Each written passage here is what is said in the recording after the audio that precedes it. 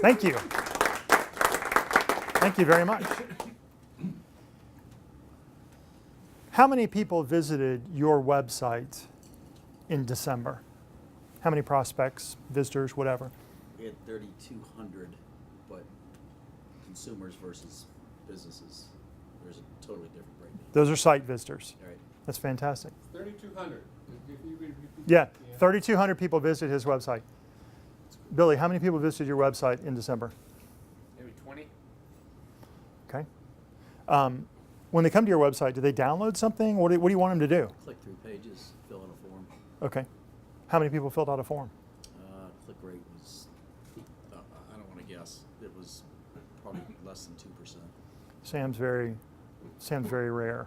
Most people don't. Most CEOs would never know that. Did any of the rest of you know how many people visited your website? How many people filled out a form? Do you know what your cost per lead is? Your cost per marketing-driven lead, not just general cost per lead? You may know from trade shows, if you do, like Matt, you do a lot of trade shows, I'm sure you sort of calculate that at a trade show level, because that's typical. The only reason I know is because Jeff's been working with you to form it. So. Oh, that's right. That's awesome. Yeah, so here's the thing. It's tough, right? We get into this mode where our personal relationships, our charisma, our wining and dining, our reputation for our quality or whatever begins to get around. So referral and networking and friends of the company, past clients, whatever, become the primary source of business. That's fantastic. That speaks to quality. That speaks to trustworthiness. But that's not marketing. That's not marketing at all. Marketing is when you are going out cold into the marketplace and you're getting people who didn't know you to now know you and to buy from you. But what I find is when I talk to CEOs, and these are problems I dealt with, that there are all these incredible, difficult opportunities in B2B marketing. I don't have enough opportunities. I can't see what's working and what isn't working. I did this ad, it didn't do too well. Oh, we quit doing that because it wasn't working out. Really, what are the numbers behind it? Maybe there were some adjustments that could be made. I'm not sure how to attract my target market. The lists I'm getting to cold call or to give to my salespeople to go visit, they're old, inaccurate, they're unresponsive. Like I get caught in what's called the pursuit evasion cycle. It's the same thing, rabbit chasing. I call you, you don't return my call. I call you, you don't return my call. I call you again. Hey, Gordon, I left you a message. So all your salespeople get caught in this pursuit, which causes evasion on the other end. It's a relationship dynamic. Happens in bars all the time. It did in college, and I was too slow. I didn't catch many. So there are too many things to do. Media is now totally fractured, right? It used to be, I'm just going to use trade journals, but it's changed. You guys are suffering under a dynamic. We all are suffering under a dynamic that's affecting every industry, and that is, let me take healthcare for example, because I focus a lot on the healthcare industry. 20 years ago, you used to go to an office after you made an appointment. You sat down in front of somebody with a white coat and they said, your problem is this. You've got these symptoms and I'm pretty sure this is what it is, this is what you do. Now, the dynamic is totally different. When you show up, you tell the doctor, I'm pretty sure I've got this and I need that, because these are all the symptoms. Why? Because you have equal information that the doctor has. You don't have equal context and equal experience, and you don't have a degree, but you have access to equal information. I walk into a doctor's office, I can have the entire physician's desk reference on my phone if I want. I can search symptoms, and there's always this joke. I saw it on a coffee cup. Don't confuse your Google search with my medical degree. Yeah, well, screw you. Don't confuse your 10 hours of study on my condition with my 30 years of living with it, asshole. That's actually, they fail to see the other side of the coin, the patient's context. So the patient very often, if they've lived with a chronic condition, is much more expert. I guarantee you, Tom is an expert on neuropathy at a level that very few doctors will ever achieve. And all the alternatives, he's considered everything, including non-traditional medical alternatives. So people are showing up, they're researching what they want to do. They're researching who's the best landscaping contractor. How can I get aerosol packaging done? They're showing up with a lot more information, right? then and they're coming to your website, they're going to other people's websites, the research is done. What's happened is in the manufacturing process called acquiring a customer, the education phase has now moved out of your control. It's moved ahead before they get to you. Does that make sense? That is literally the dynamic. And when that channel shift has occurred off of traditional channels, say trade pubs, et cetera, onto the internet, it's fractured. They get the information from 100 different places. Twitter, I'm a huge consumer of Twitter. I use it as a news source. It's fantastic. Facebook, LinkedIn, trade websites, other websites, et cetera. So there are too many options for things for you to do. You can't get in front of the right, like a cogent set of customers on a regular basis. They're all over the place. Does that ring true for y'all? All right. I've had this company for 19 years. We are fantastic at direct-to-consumer marketing. We took Home Depot from $11 million in online sales to $275 million in online sales and $750 million in offline directly attributable store traffic sales from the online marketing. And that was on a $23 million marketing budget. So I've done that for a bunch of companies. Not all of them get to that stratospheric level because they're not sizable enough. They don't have enough store footprint. But we do that at scale. Fantastic. I have a mental map for how to do that. But for 15 years, I struggled to understand how to get our sales above my personal network and the personal referrals from a few repeat clients and referral clients. And I see that all the time. I see it with all my friends who own businesses, and probably many of you are experiencing that. Maybe you have a sales force, but they're caught in the pursuit evasion cycle. And there's magic to be had, and I'm telling you right now, you can break through it. This is not a sales presentation. This is purely a B2B marketing presentation, all right? So my sales came from my personal network, a couple of hundred visitors to my website per month. Maybe I'd get 20 people downloading something off of my website a year, even if I had the download working. Like, it was so ineffectual I didn't even pay attention to. Sometimes we, this link's broken. Oh, this download's old. This says 2008. It's 2000. You're 2000 late. Inconsistent measurement. I didn't know what was going on. Like, how many visitors did we have last month? Oh, we don't know. That's somewhere else. That was the previous person. And even when I would engage in a formal program, like if you guys remember Michelangelo Celli, who was fantastic, he really introduced me to the world of outbound calling and how to run it on a programmatic basis. Even when I was running it well, I'd have a period of success, then a period of, God, nobody's even attending the appointments we set that they agreed to. They're missing them all. So it's, up, down, chaotic. Since 2007, that's as far back as I care to reveal the records, I burned through six salespeople, burned them. Like, one actually combusted. Turned over 4 heads of marketing. Went through 4 different CRM systems, as if the CRM system makes a hill of beans difference. There's a great CRM system called Excel. But there are good CRM systems, but it made no difference, right? I had the most sophisticated thing and it doesn't make a difference. And I blew through $3 million. My total revenues are $17 million right now. In 2007, there were $6.8 million. $3 million blown is a lot of money. And I don't, like, you guys are seeing this because this is a private club, but I would never let my partners see this. I'd never let them see this slide. So that's my story. But 4 things changed me. One was meeting Michelangelo Celli. Michelangelo introduced me to the world of outbound calling and the power of it and the way you can scale it up rapid fire. The second thing is, a few years ago, I decided that we were very much primarily known for our ability to do direct response marketing, but that's diluted because we're in so many markets. A little retail here, a little home services there. We decided to focus on a particular market segment and a cluster of segments.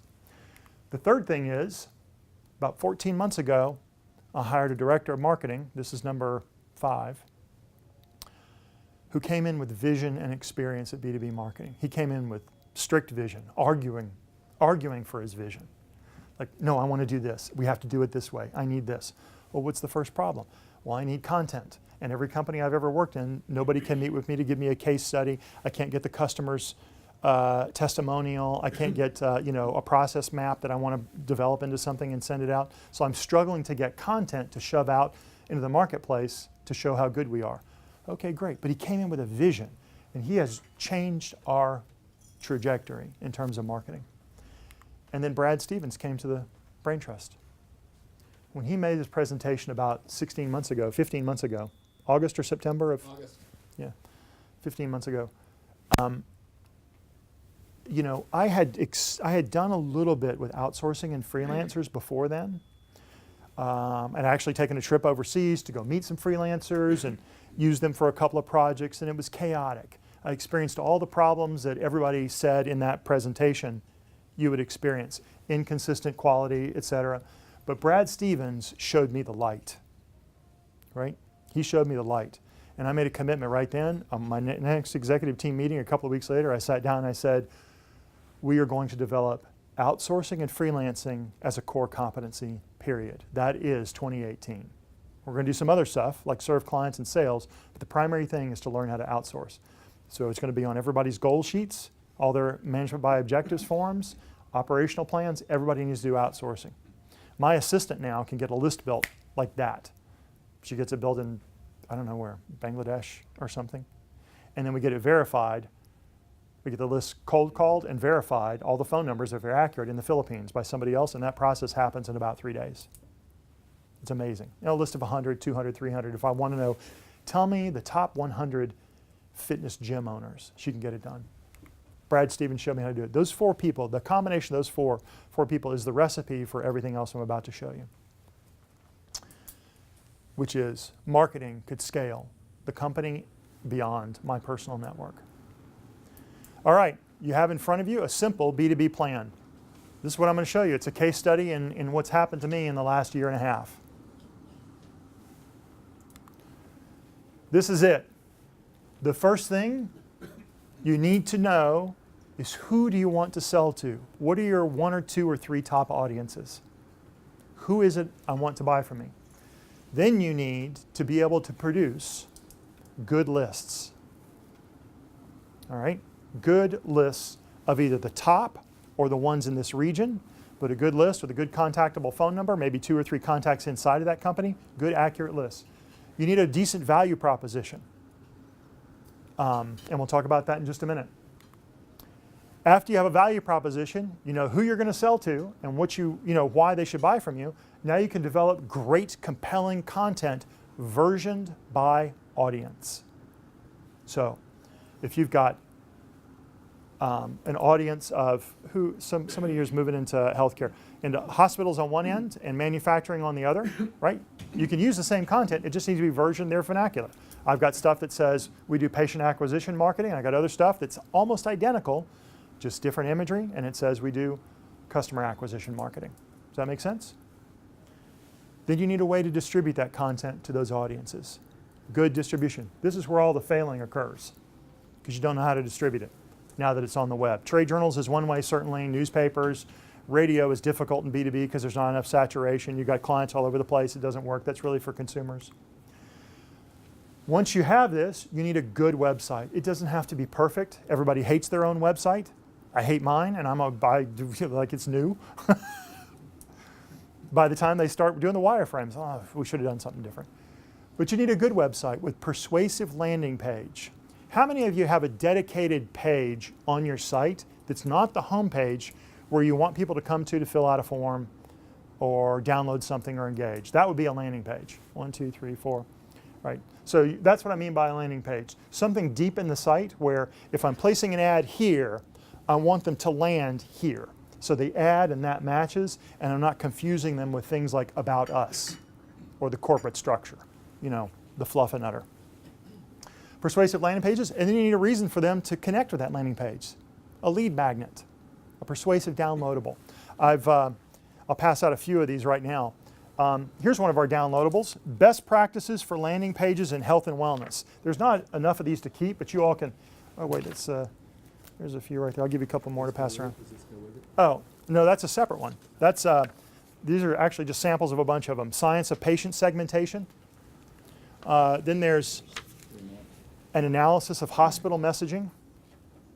If you're a hospital and you're trying to grow your patient service line in cardiology or oncology, this is instructive, incredible, expert, accurate, actionable, good stuff. It's basically, we're just giving away our expertise in a written format. Here, I'll pass some of these down. I'm sorry.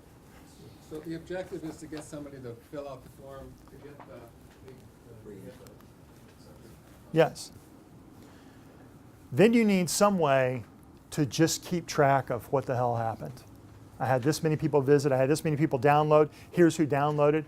So it is very useful to have a basic good CRM system. Doesn't matter which one you use. You just need a CRM system. And two things happen out of that. You're going to nurture all the people who aren't ready to convert, and you're going to reach out to some and they'll convert. And you need a good offer to make them convert. But there's one last thing to this whole system.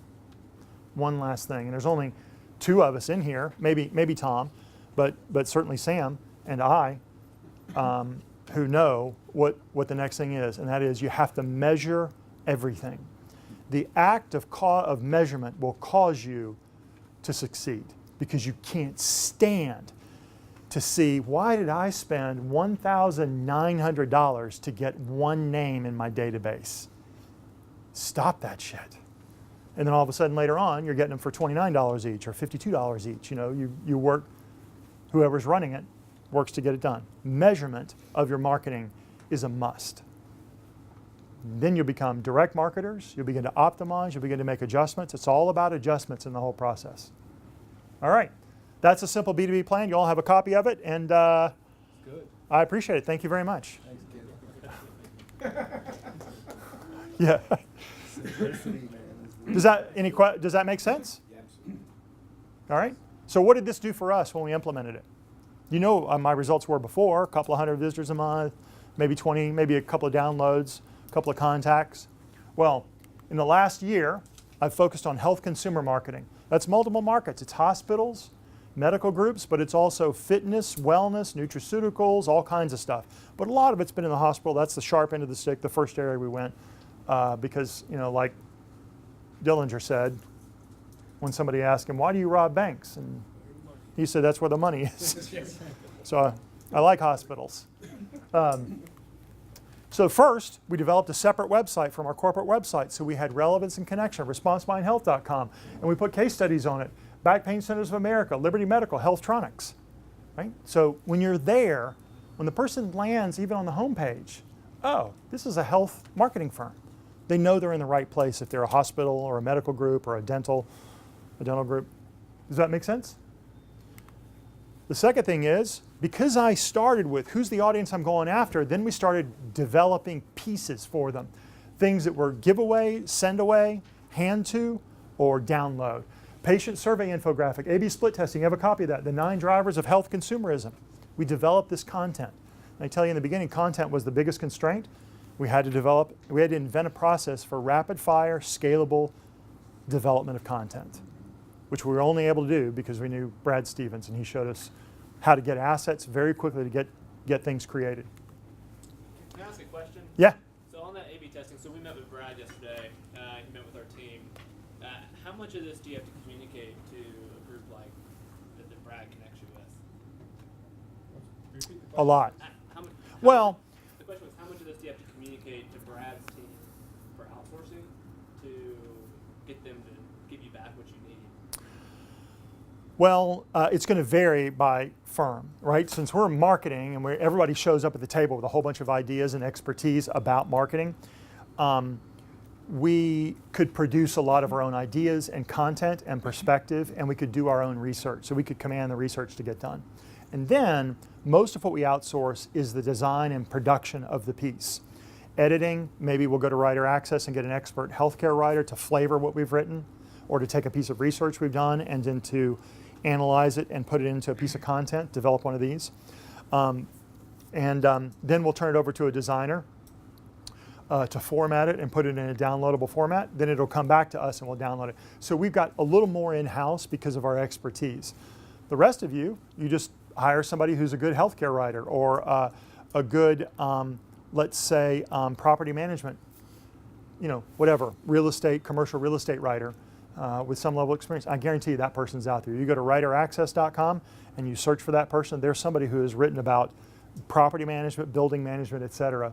and that person will have insider baseball knowledge about the language, the tone of voice, and things like that. So you can outsource the creative and ideation portion, but we don't have to because we have a lot of that internally, a lot of opinions internally. That's a good question, though. It's pretty simple with us. I mean, the writers will just call and we'll call them for an hour, and they'll create 20 articles out of that conversation. So then it's very specific to you and what you want to focus on, and instead of generic content, which that's moving away, right? So you want some very specific content Yeah. to you. Yeah, but the content you distribute doesn't even have to be that. You can just curate content. Like, let's say, because you have such geography associated with you, you're not going to do something in Alabama or Chicago or Charlotte yet until you expand. So, like real estate trends in this area, you can monitor news sources, Atlanta Business Chronicle, Fulton Daily Report. I don't know what's comparable up in Cobb, et cetera. Atlanta Business Chronicle. Yeah. Or Atlanta Yeah. Journal. But you could literally get a virtual assistant to monitor those publications, get them subscriptions to them, and harvest real estate related information, commercial real estate related information, and then turn that over to a writer. And you have an totally outsourced process to continually produce blog articles, current updates on what's happening. That's good. Yeah, I do it for acquisitions, but I didn't think about writing articles for it. So it's good. It's a good idea for me. And a good Yeah, I writer mean, I pop will do these their nuts. own research. That's awesome. I'm sorry, I didn't. A good writer will do their own research and they can write on almost anything. Yeah. And you could, and it's not expensive. You can pay $25 to $35 for a 400-word article. Yeah.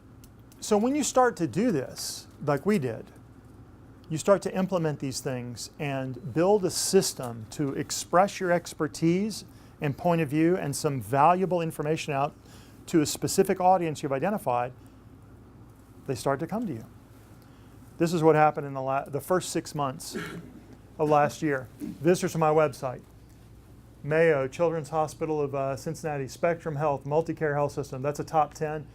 UPMC is a top 10. Obviously, I have some competitors. Ogilvy and May, they're going, what the hell? Who are these guys?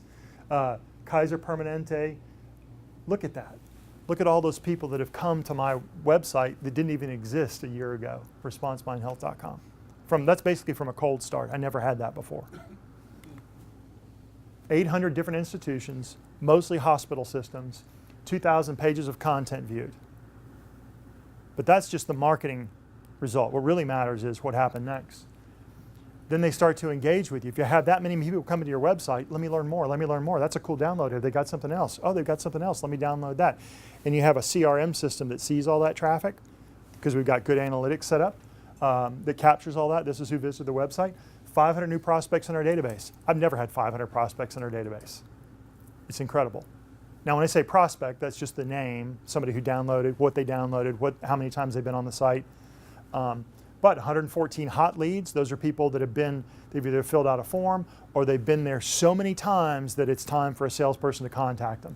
They've been to our site 12 times, they've downloaded 17 different things or 3 or 4 different things. Well, hell, Ryan, get on the phone and contact them. That's more than warm. 2 new clients and 2 more in late stage. Now, that may not seem like a lot of output, and that's why this is not a sales presentation. This is not enough output. But the average client to me is worth $250,000 a year, and they'll last 4 to 8 years. So every client is $1 million plus in revenue to me on average. So I can live with those results, but I'm not going to. And we also landed Mayo Clinic as a client last month, which is arguably the #1 brand name in the world in the hospital market. Mayo did not, well, I've never met them. My team has never been to visit them on site. We did the entire deal over the phone and over the internet and through conference calling, video conference calling, et cetera. The entire deal. It's just a small project, but I'm now an approved vendor to Mayo, and they are a huge system, and we're going to nail this one, and we'll land more because I've got a great team that once they're in, they just keep setting the hook deeper and deeper. Question? Do you have a question, Rick? So what's the angle your in-house people do when they follow up with, say, a hot lead like that, someone who's been on the site 17 times? Are they doing a coincidental approach, or are they saying, hey, I've noticed you've been on my site? Yeah. Are they being direct about it? Well, if they're just surfing our site, Well, they download. yeah, if they download something, then we have I the. noticed you've downloaded because that might wake some people up. It doesn't. It doesn't. hey, my head of marketing just told me that you downloaded the B2B marketing case study, and I've got something else that's in that same vein. You just download the A/B split testing. I actually have a bigger study with more case studies. Can I send that to you?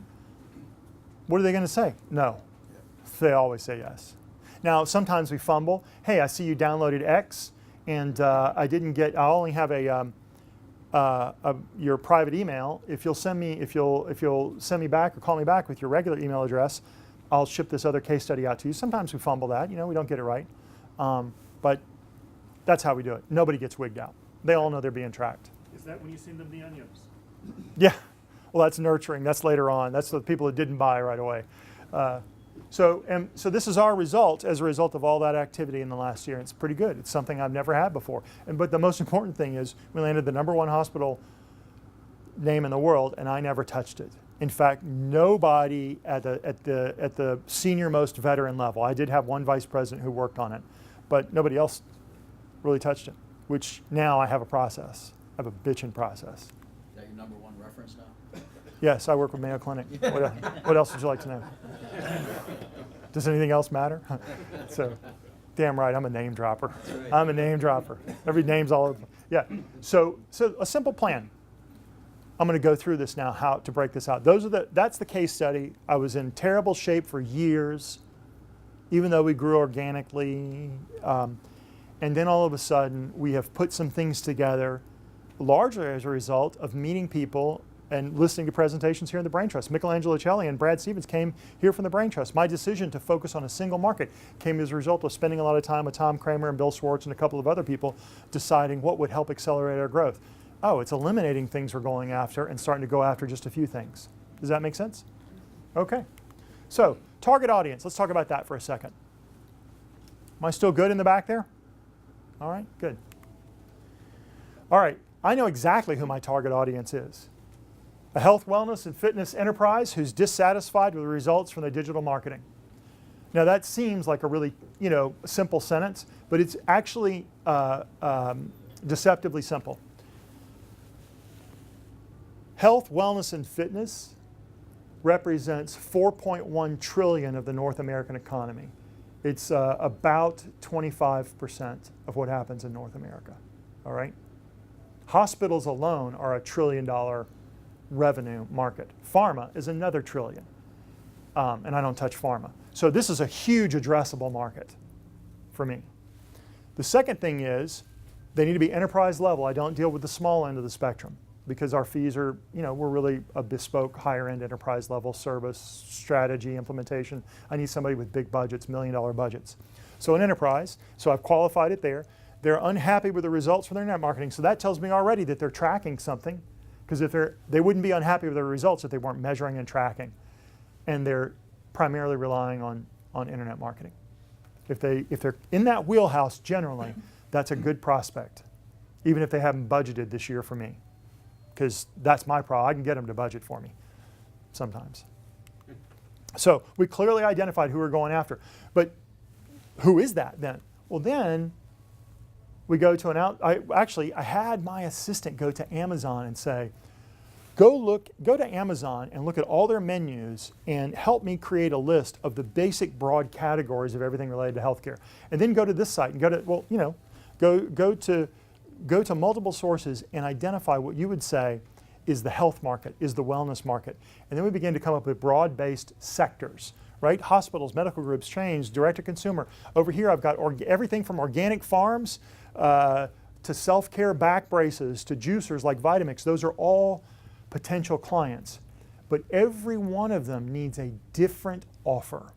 And they need a different set of downloadables. Most of them need a different set of downloadables because you need something that's tight enough and relative enough to get them to respond. If it's too generic, they're like, doesn't apply to me.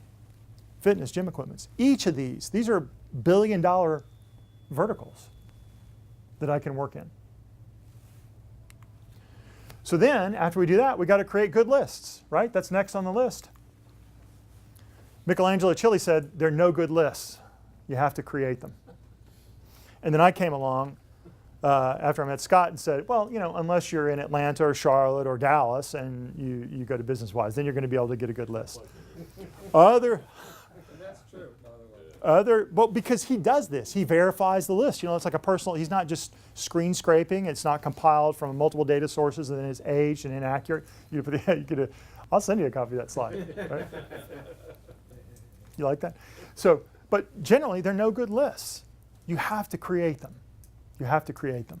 That's the thing. But it's expensive to create them. What do you do? Hire somebody to call everybody? Yes. That's exactly what you do. But you hire on an outsourced basis. This is your verified hospital marketing contacts. Look, Amy Bernard, Riverbend Health, Emory Healthcare, Arizona Care Network, Baycare. That's a top 20 system. Centara, that is probably one of the largest independent medical groups in the country. Boston Medical, top 20. Henry Ford Health System, top 20 or 25. Vanderbilt.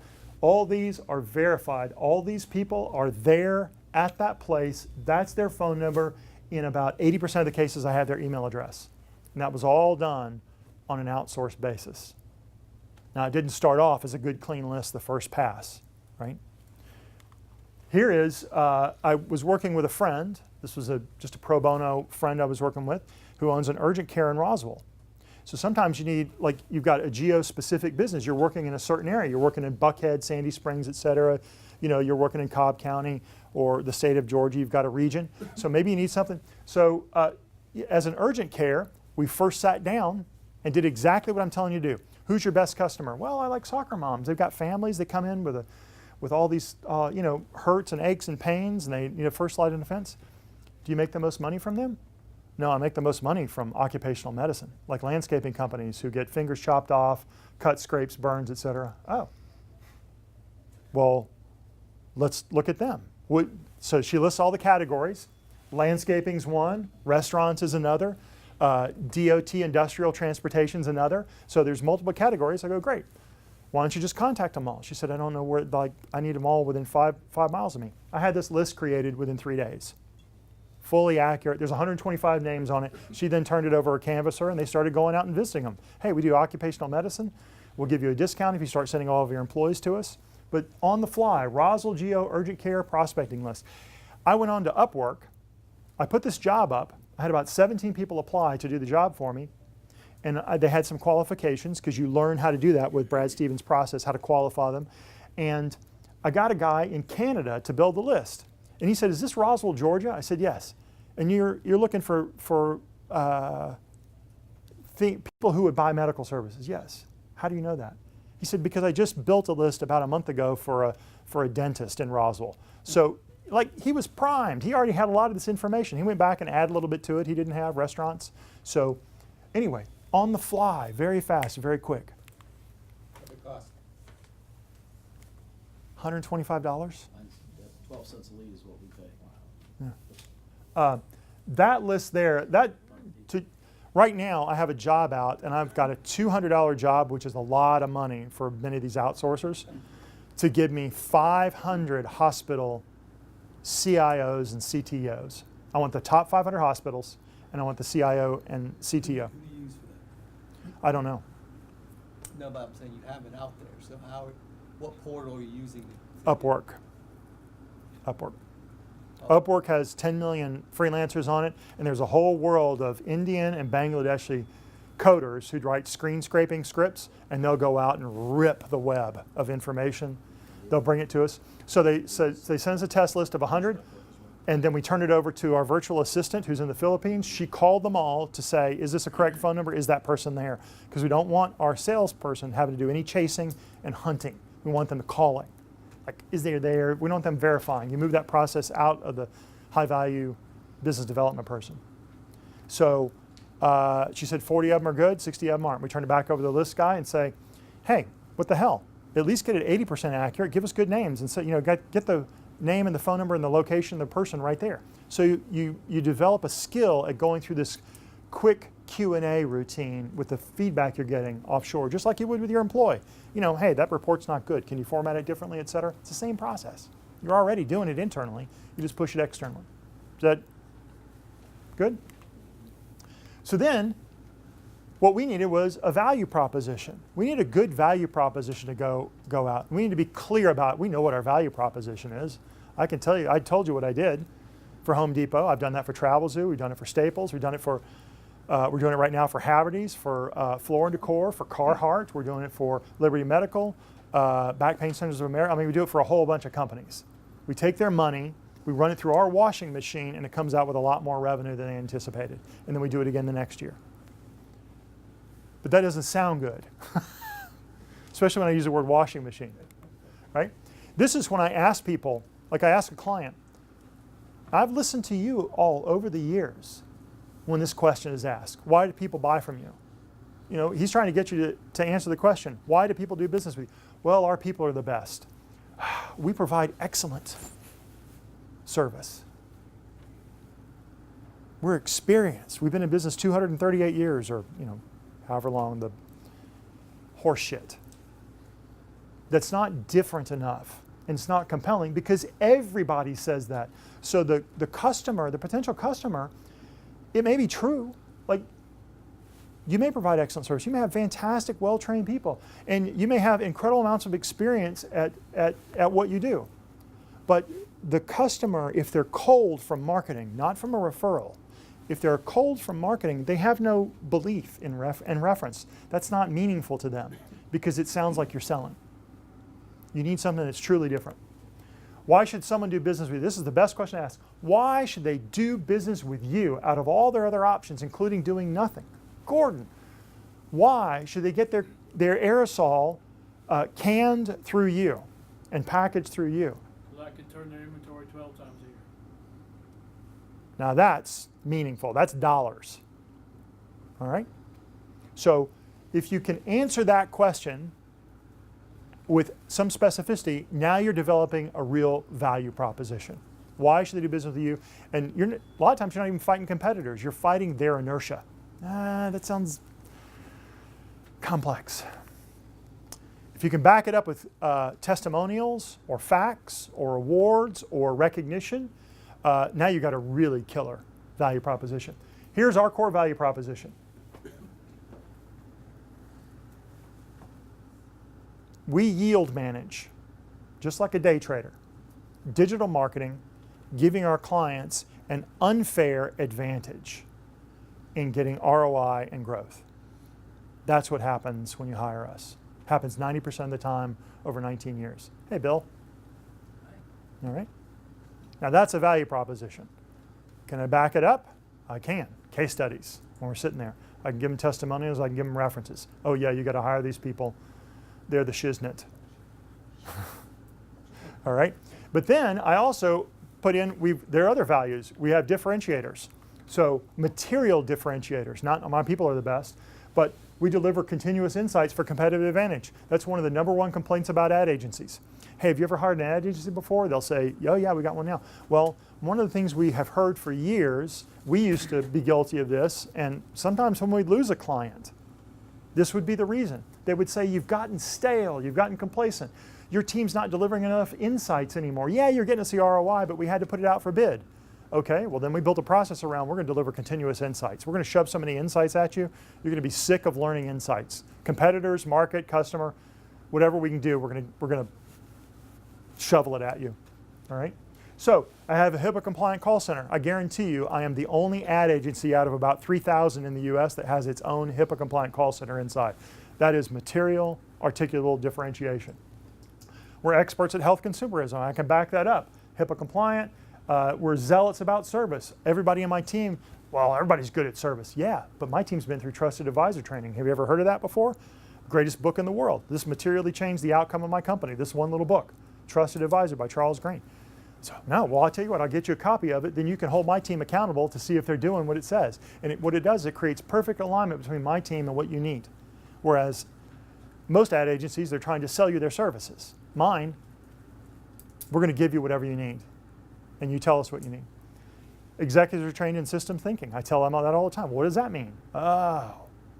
Then we can get into a discussion about their constraints, their bottlenecks, their causal loops, their feedback loops. Now I'm sounding like a goddamn expert. Anyway, does that make sense? Do you see how a value proposition, you need to make it clearer and articulable, and then everybody who's going to be talking to a customer needs to know it. And you can flower it up with things like yield manage.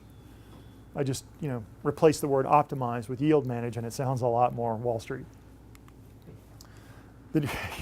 Then you need compelling content. Now, all right, you know your audience. You've got good lists. You've got a value proposition. Now you begin to develop content around that expertise to go after that audience.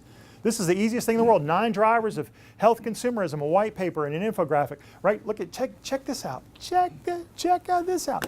This is one of our internal checklists. You know why we develop checklists? Largely because Bill Schwartz said you need to become a checklist company so you can develop repeatable core competencies. So we started making checklists. And then we said, well, what is the whole checklist of everything related to driving ROI from marketing? And then we put it in an infographic. This was developed from a designer for about 25 bucks in Brazil, I think. Right? And then we just go to a local printer. We have them printed out, folds up. Now the salesperson has something really meaningful to send to a hospital. And the hospital's like, holy cow, I've never seen anybody who had the whole thing listed out. I'll lay that right there. It's not really easy to pass around. So just on the fly, yes. Sorry, quick question. Do you post all of your content, or do you have like teaser content open that if they wanted to keep going deeper dive, then you would have something on behind like a landing page? Let's see. We have teaser content that's not on the site. It's out on LinkedIn, for example. There'll be a whole video out on LinkedIn, and then they come in and they get the full report if they want. And sometimes we put it before they are the lead, but most of the time after. They got to give up their name in order to get the full downloadable. But we do try to give away more and more, and there's a lot of experimentation going on with this, with marketing, because now it's never the constraint. I gave the director of marketing his annual review this morning, and we talked about the constraints. It's amazing. Like, you opened it up right away. He said, well, you brought this guy Brad Stevens in. I had no idea I could get so much done so fast. It was very cool. So isn't that amazing? I mean, I look like I'm an expert in health, wellness, and fitness, and in hospitals. This is all the kinds of content you can create. Blog posts, graphics, landing page visuals. Everything is content that cues the business that's researching who should I hire to help me. I just want to make more money. I'm business. I got to hire somebody. I want to save some money. I got to hire somebody. Who's good at this? Your visuals, your blog posts, you can get explainer videos, white papers, surveys, market research, infographics, all this stuff, cartoons even. Here's a little survey we had done. I'll show you how to do that on the fly real quick. Look at this cartoon I had made. I got this idea from Stu Heineke, who came to talk to us. So that's Northeast Georgia Health System. Carol Burrell is the CEO, and she looks like that. We found a picture of her. She's got brown hair. She wears business suits that's her. And we had this framed and sent to her, and then her gatekeeper wouldn't pass the call. She's never gonna, we can't get through to her still. So we gave her a $100 picture, custom, bespoke for her. But then we turned around, we just made another one for fitness, because we're gonna go attack the fitness industry. This one really hadn't gone out yet. Let Stu know that. His book is How to Get a Fun with Anyone. Yeah. He's going to say, well, you should have had me draw the cartoon. Yeah. I've called on the same person. It's impossible. Yeah. But I've got a secret in. Her husband buys suits the same place I do, up in Gainesville, Georgia. So, and the guy who owns the shop has said, well, why don't I just call him in for a sale, and I'll call you in for the same sale, and I won't call anybody else. I'm like, hook a brother up. I'll buy 4 custom shirts from you if you do that. Done. So anyway, get these cartoons. Like, isn't that clever? It's funny. I don't know what I'm going to do with it. I don't know if I'm going to do full pictures. I don't know if I'm going to do something like maybe Tom's thinking about, which is on cards, follow-up cards, etc. But it's, how do you get surveys done? This is like a magical breakthrough. I had somebody come in because a survey, when you're going out to your audience, your potential customer base, and you can tell them all your competitors, all your peer group says X. They eat it up. It's good. It's good food. 1Q, does anybody know what this is? You download it on your phone, it's an app. 1Q, I've made $19.25 this year from 1Q. About once or twice a week, 1Q will send me a question. The last question was, how interested are you in purchasing natural beverages such as organic or minimally processed? Very interested. I click that. They deposited 25% of my PayPal account, and they charged whoever asked that question $1. So we'll go out, we'll put $200 up, and we'll ask 200 doctors, for example. There's like 2 million people on this app. And all of a sudden, it comes back overnight, all the information. Instant surveys. Here's one. Question, where do you get your morning coffee? Starbucks, local coffee shop, home office? So some business is asking that question. That becomes survey data that you then turn over to somebody. Make this pretty. Put this in a pie chart. Explain it. Just outsource that shit. And then all of a sudden, you've got a really cool downloadable piece. Here's an example. Have you guys seen this billboard, these billboards around town? I don't know how much I spent on these billboards, but they are everywhere. Northside Hospital. So I was driving down the road and I saw this and I thought, they're trying to put a stake in the ground. They're establishing what in advertising you would call a position. We're built to beat cancer. So they're saying, size, scope, we built an entire system, a new institute just to defeat cancer. So they're taking a position of expertise and comprehensiveness. Does that make sense? You know, I was driving down the road, down 400, I thought, well, everybody's got a position. I wonder what all the positions are. So we have lists of all the top hospitals. We have lists.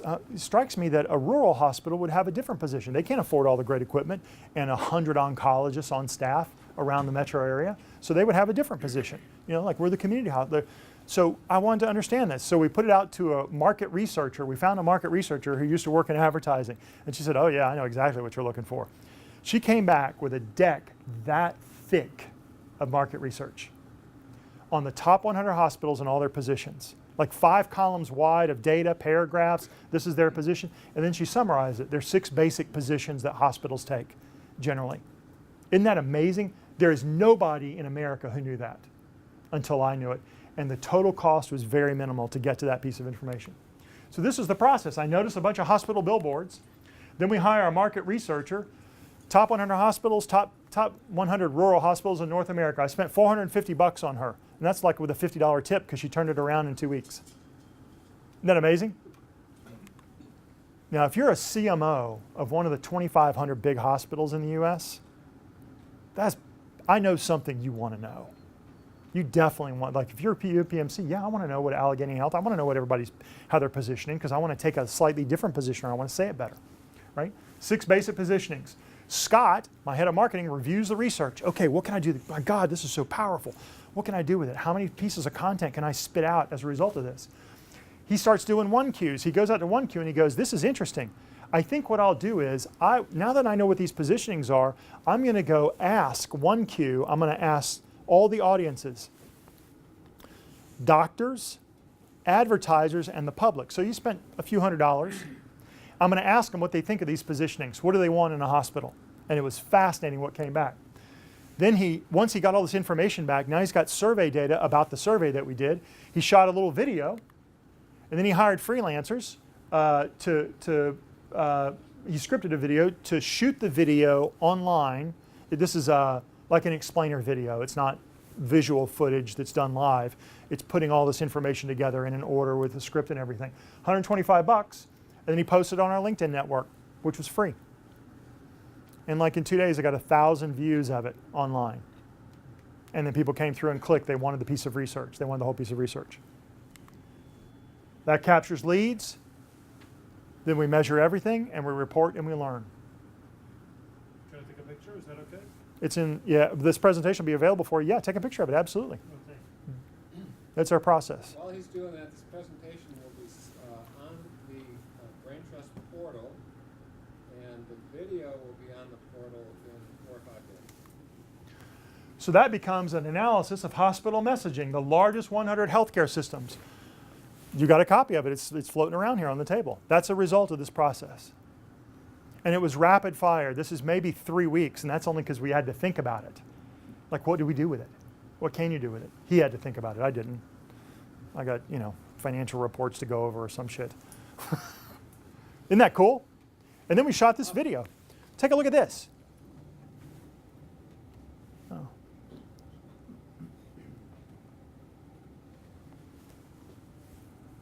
Oh. That is so frustrating. Let's see if I can make it go over. I'm going to have to do it again, turn this around so you all can see it. I had to do it the last presentation. Man, that's crazy. I had it working, but I'm not going to hold up a whole bunch here. Let's just...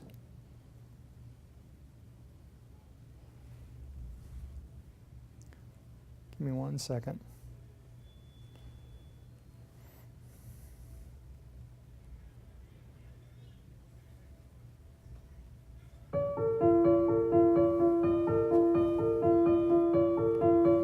Here it is.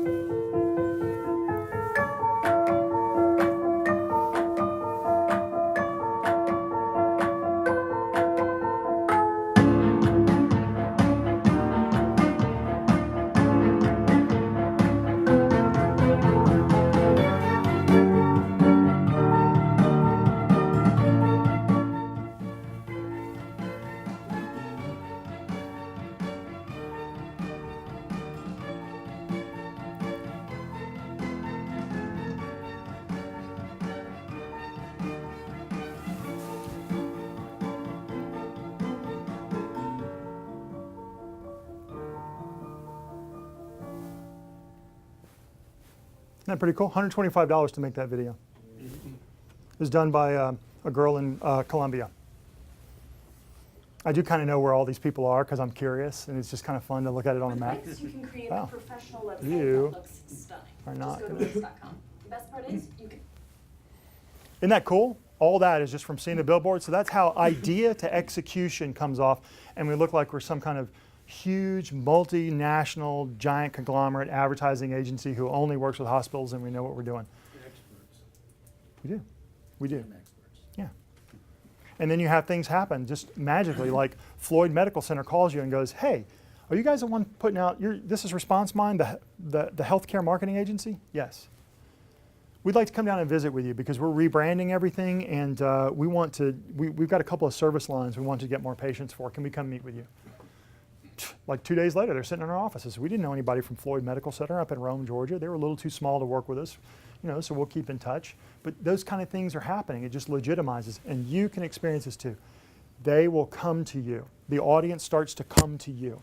That's the magic.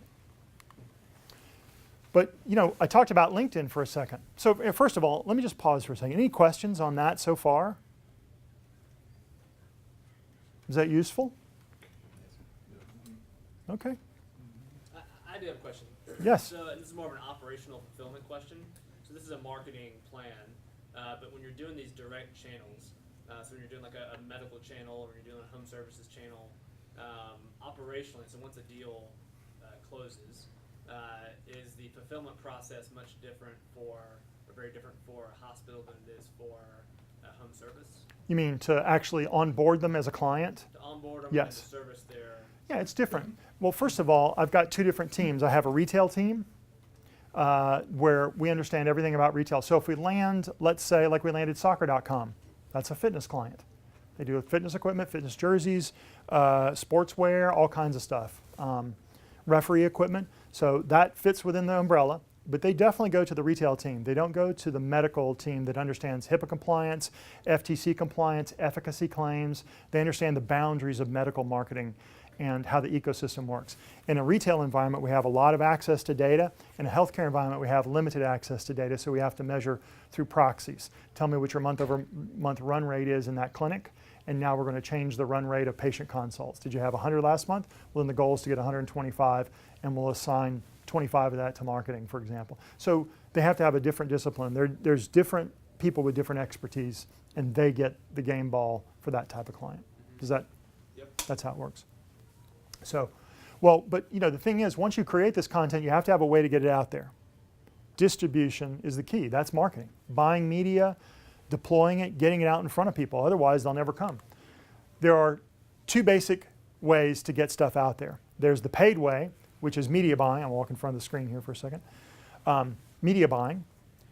That's online, and this is really, my specialty, but you can buy newspaper ads, you can buy anything else. Facebook, Google AdWords, Bing AdWords and paid search, trade publications, LinkedIn ads, and then a whole bunch of other places. We just did a deal on eMarketer and got a massive amount of downloads. We got 173 downloads, and we went through and QA'd them all and about 60 of them were no good. So we got 110 good leads right off the bat from one download. We never thought of eMarketer before. It's not even sort of in the healthcare space, but these are really good. So there's about 5,000 people on eMarketer that subscribe, and so evidently about 170 of them are in healthcare. That's who we wanted. So LinkedIn ads, LinkedIn's fantastic. The free area, the thing about these is when you're buying, it's quick to market. You can have paid search up for a $500 account tomorrow and be generating traffic to your site. The cost is all in the send. You got to pay per click, you got to pay per thousand, you got to pay for the placement, et cetera. It's in the send. That's where it costs every time you send it out. But it's very easy to measure, all right? The free way is also through LinkedIn, through your own network, just posting it up or getting your employees to post it up. Twitter, other social media, public relations, distributing it out on PR Newswire. That may have a small incremental cost to it, but once it picks up, people will see it, get the story out, do articles, interviews, organic search, and through your own email database. So, right, we can distribute new content to our own email database. That's all free distribution. All the cost is in building the distribution network. So if you have 7 Twitter followers, it's not going to matter. You need, 16,000 or whatever. Having LinkedIn, I'll show you that in just a minute. Having a few hundred connections on LinkedIn that are all over the place, people in the brain trust, friends, vendors, et cetera, that's not that useful. Having 1,700 of people that are in manufacturing companies who need chucks that hold their stuff is incredibly useful to Matt, is he here? Step to the restroom. So, but it's also easy to measure. The problem is it takes a lot of time. The benefit is you own it. You own your own distribution network. So you can do both. You start here to go fast, and you build over time your own distribution network of your own content into your audiences. You attract the audience, then you own the audience. Does that sound about right? I always look over at Cham because he's met Warren Buffett, and I just consider him to be really very business savvy, and so I look over him for a little bit of validation, like because of experience. I'm learning a lot from you, so thank you. All right. This is really helpful. Good. Yeah. The groups on both Facebook and LinkedIn, incredibly useful in terms of networking, meeting people. That is so true. That's a great one on Facebook. Question. Yeah. So what Marvin just said is that on Facebook and also on LinkedIn, there are user groups that are the aggregation of the whole audience. So there's the healthcare marketers group. There's the healthcare leadership group. I'm sure there's a property management association. So distributing your content, becoming a member of that group, and distributing your content into them. That's a fantastic free way, and the same thing on Facebook. Thank you, Marvin, for that. All right. So let's talk about LinkedIn for a minute. In B2B, LinkedIn is the shit. I'm telling you, it is the shit. Why? Because everybody that's on it updates all their information accurately. It's incredibly accurate. And they describe who they are and what they're about, where they work, right? And that's all sectored out. So you can go find people that you just want to distribute to. And if you do that to build your own connections, I mean, you're really a business consumer, but if you're doing it B2B, if you want to find everybody who makes anything to put in a can in North America, or your sons do, you can find those people and then you connect with them. Now you've got, it's tenuous. Like you can't call them and talk to them about their kids, but they're going to see your stuff when you post it. And you're going to see theirs, and you're going to see updates and changes in where they're working, et cetera. It's very, very powerful. I changed my whole LinkedIn profile. It used to say I'm great at marketing. Now it says I'm a health consumerism expert. That's not an official title. I didn't get that from the International Olympic Committee. But anyway, argue against me. Tell me I'm not. CEO, Response Mind Health, board member of Ansalon Health, health marketing leader. So I'm a board member of a startup that's in health. Like that says, Jesus, this guy's all about health. And by the way, that's a picture of the Kenai River in Alaska where I was fishing not too long ago. I love it there. But down here, my content, video, that's explainer video, A/B split test, which you just saw. That's the video. I put it out.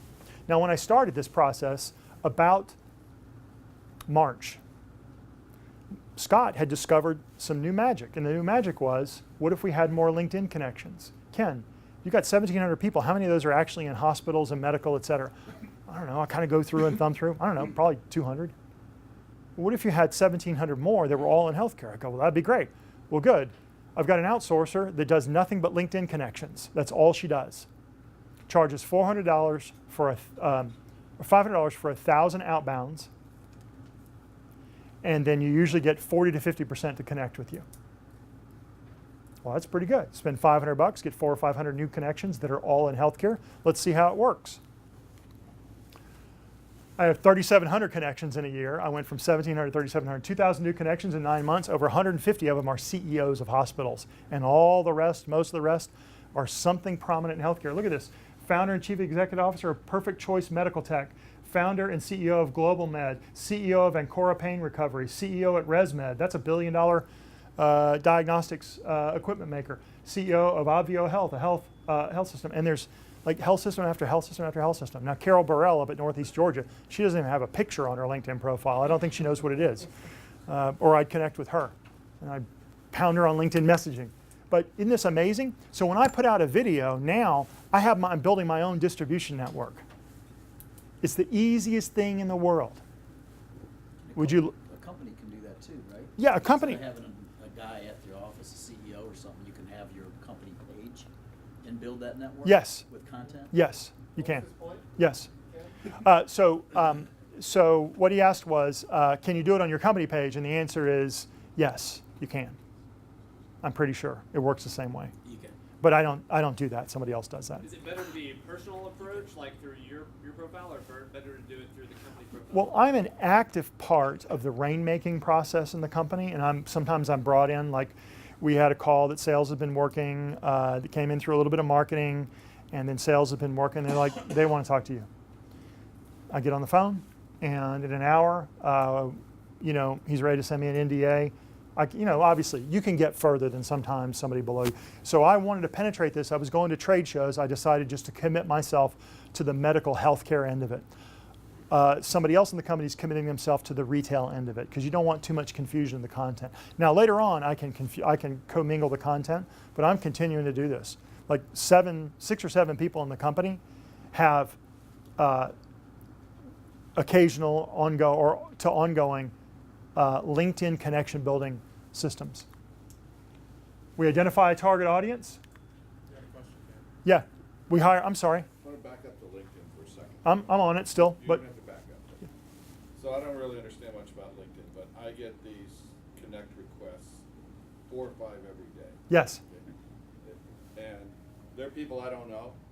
Lots of times their industry doesn't seem to make any sense of where did they even find out who I am. Mm-hmm. Does it make sense to go ahead and connect with them even when they're... That's a personal call. I mean, if somebody's in healthcare, I always accept the connection. If they're in the Atlanta area, 9 times out of 10, I accept the connection. I accepted a couple this morning because they're prospecting too, right? But if they're in the Atlanta area, there's a possibility I'm going to run into them, or I might want to hire them, or it's just goodwill. But I have a lot of people. I had a guy from California who's in voice over IP phone systems send me a LinkedIn request. I just said ignore. There's no reason to connect. There's no relevance to me. He's not in healthcare, not in my metro area, not in marketing. He's trying to just purely sell me something. But because of my LinkedIn page, I get a lot more LinkedIn connections when I outbound. Because I'm prospecting into I'm sending it to hospital, medical group, medical device, and they come and they go, oh, he's a health consumerism expert. Oh, he sits on a board. Hell yeah, I want to connect to him. He's a CEO. They don't think about it too much. Does that help? Yeah. Hire an outsourcer. This costs $400 or $500. You might get LinkedIn Navigator. It's $65 a month to get LinkedIn Navigator because you need to own the account. Then the outsourcer logs in through your LinkedIn Navigator and starts doing all the outbound connections for you. Then once you get a connection, Sham connects with me. I just sent him an email saying, hey, Sham, thanks for connecting, man. I really appreciate it. Next time I'm in Nebraska. Now, where's your manufacturing? East Pennsylvania or Miami. Well, that's like Vegas. that's like Nebraska. Yeah, one of those states. Next time in one of those states, I'd love to grab a cup of coffee.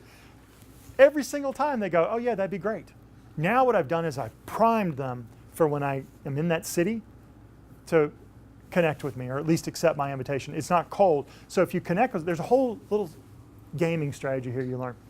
If I connect with you, you accept the connection, All right. Then you forget about me. 6 months later, I go, hey, I'm going to be in Atlanta. Can we get a cup of coffee? You're like, who the hell is this? Why did I connect to this guy? You can't remember. But you got to do it. You kind of prime the pump. Does that make sense? Okay.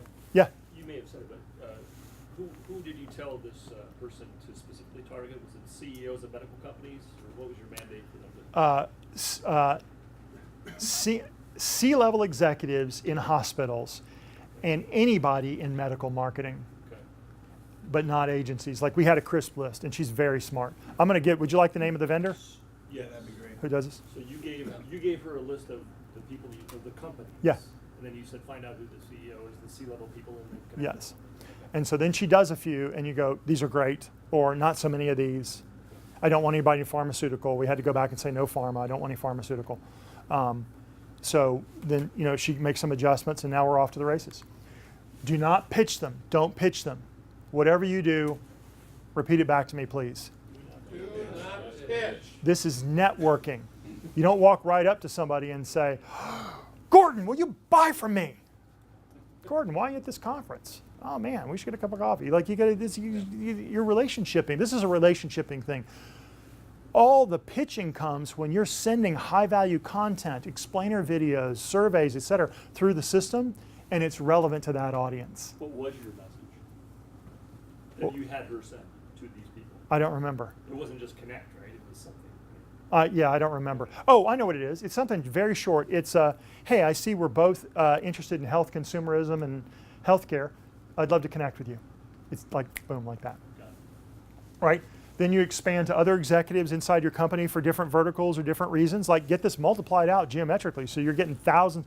You should have 10,000 connections. You can do that in 6 months. 10,000 connections against your target audience. Then when you put a piece of content out, boom, you own the distribution network. You create a posting plan. You have your head of marketing go, we're going to take bam, bam, bam. We're going to do, we're not going to do it every day of the month. We're going to do it on Thursdays, and then once a month we'll put out something big. Like you create a calendar around this. This is a marketing campaign around what you're going to post. You can outsource that real inexpensive. Yeah, we don't. We do that internally, but like the retail guy's going to put out all the retail stuff. A couple of us are going to put out some of the medical stuff. Like now we're driving relevance into our target audience. That's what you're trying to do. That's the key. Relevance causes response, not pursuit. Pursuit causes evasion. Relevance causes response. Just write that down, and I'm going to drop the mic and walk away if you take that away. Create a content plan, push it out. That's free. That's going to make people come into your database. They're going to come back for that content to download it. Once they see the explainer video, measure, report, and learn. Same process. On your videos, are you having them come back to your website? Or? Yeah, they see that explainer video that I just showed you. They click to learn more to get the full report. And then they get that Hospital 100 report that's floating around. So Hira Yusuf owns a company. She is in India, and she is fantastic. Fantastic. 7 of us have turned over our LinkedIn accounts to her. In fact, I'm going to Chicago at the end of the month. Because my LinkedIn network is now so big, I just filtered and looked at, I've got 122 contacts in Chicago. I went through all of them and I thought, how many of these would I really be willing to meet with? Because I got to go to Chicago anyway. Let's see if I can get a meeting with somebody else. So I identified 40 that I would love to have a meeting with, and I did, these are the A's, these are the B's. I gave it to my assistant turned it over to her. She's going to outbound all of them on my LinkedIn account saying, hey, I'm going to be in town these dates. Would you like to grab a cup of coffee? We're connected on LinkedIn. So she'll make a very personal approach. Maybe I'll get an appointment, maybe I won't, I don't know. But it's dirt cheap. Like I'll be a couple $100 into that. For somebody getting me appointments. She's fantastic. Hira. We all, like 7 of us know her name. She's in another country, we never met her. How am I doing on time? Oh, I'm screwed. Am I good? Yeah, you got 40 minutes. All right. All right, put on your rain gear. We're going to be drinking from a fire hose. Clear and fast B2B website. Your website needs to be fast and clear. They need to know what you do. I'm not going to go into reviewing websites. They're in this presentation. When you eventually get it, there's some downloads, right? There's some parts. It needs to be mobile friendly. WordPress or other standard platform. Don't do some kind of custom bullshit stuff. Make it standard so anybody can work on it. Secure and compliant. Security is a big thing now. So fast. Got to be popping up. the pages, especially the landing pages. And easy for you to update so you don't have to go outside because you're going to be updating content on it, uploading stuff, changing things around. You're going to be expanding so much as a result of seeing this presentation. You're going to need to add a whole bunch more headshots of your new executives that are running your divisions. So, design. You need to answer the question right up front. What the fuck do you sell? What are you selling? Half of you don't answer this question up front. Oh, we're a global leader and blah, blah, blah, blah, blah, blah, blah, blah.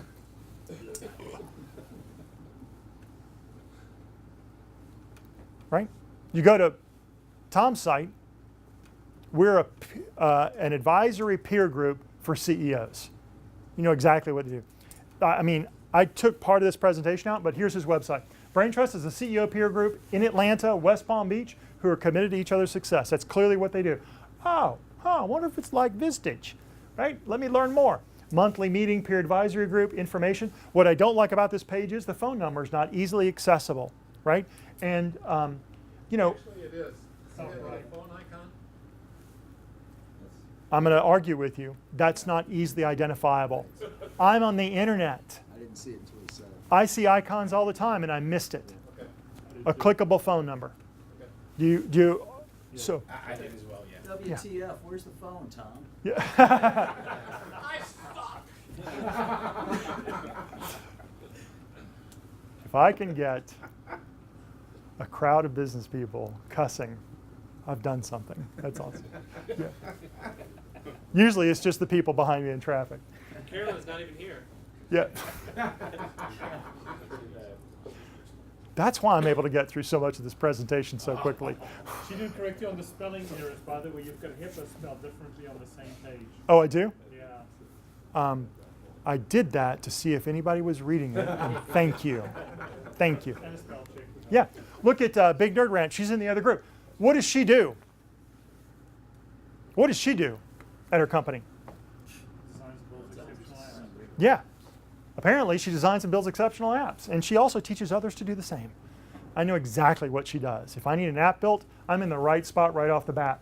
Now, she needs a phone number there. And I think down below she does have more explanation. But the phone number above the fold and clickables, because half the time they're going to be on mobile, they'll be in the bathroom at their office surfing around looking for something. Just like all of you, right? And the phone number needs to be clickable. Hopefully you don't make that call from there. But this is a good, clean website. She knows what she's doing. I'm not going to go through and tear apart a bunch of websites. I don't have time to do that. But I'm going to show you how to do it. Would you like to know how to get a diagnostic of your own website? Okay. All right. Well, I'll show you in just a minute. Actually, Carolyn's got somebody who can do that, and they're in the process of doing it. Okay. Awesome. Persuasive landing pages. Then you gotta call her. Yeah. That's great.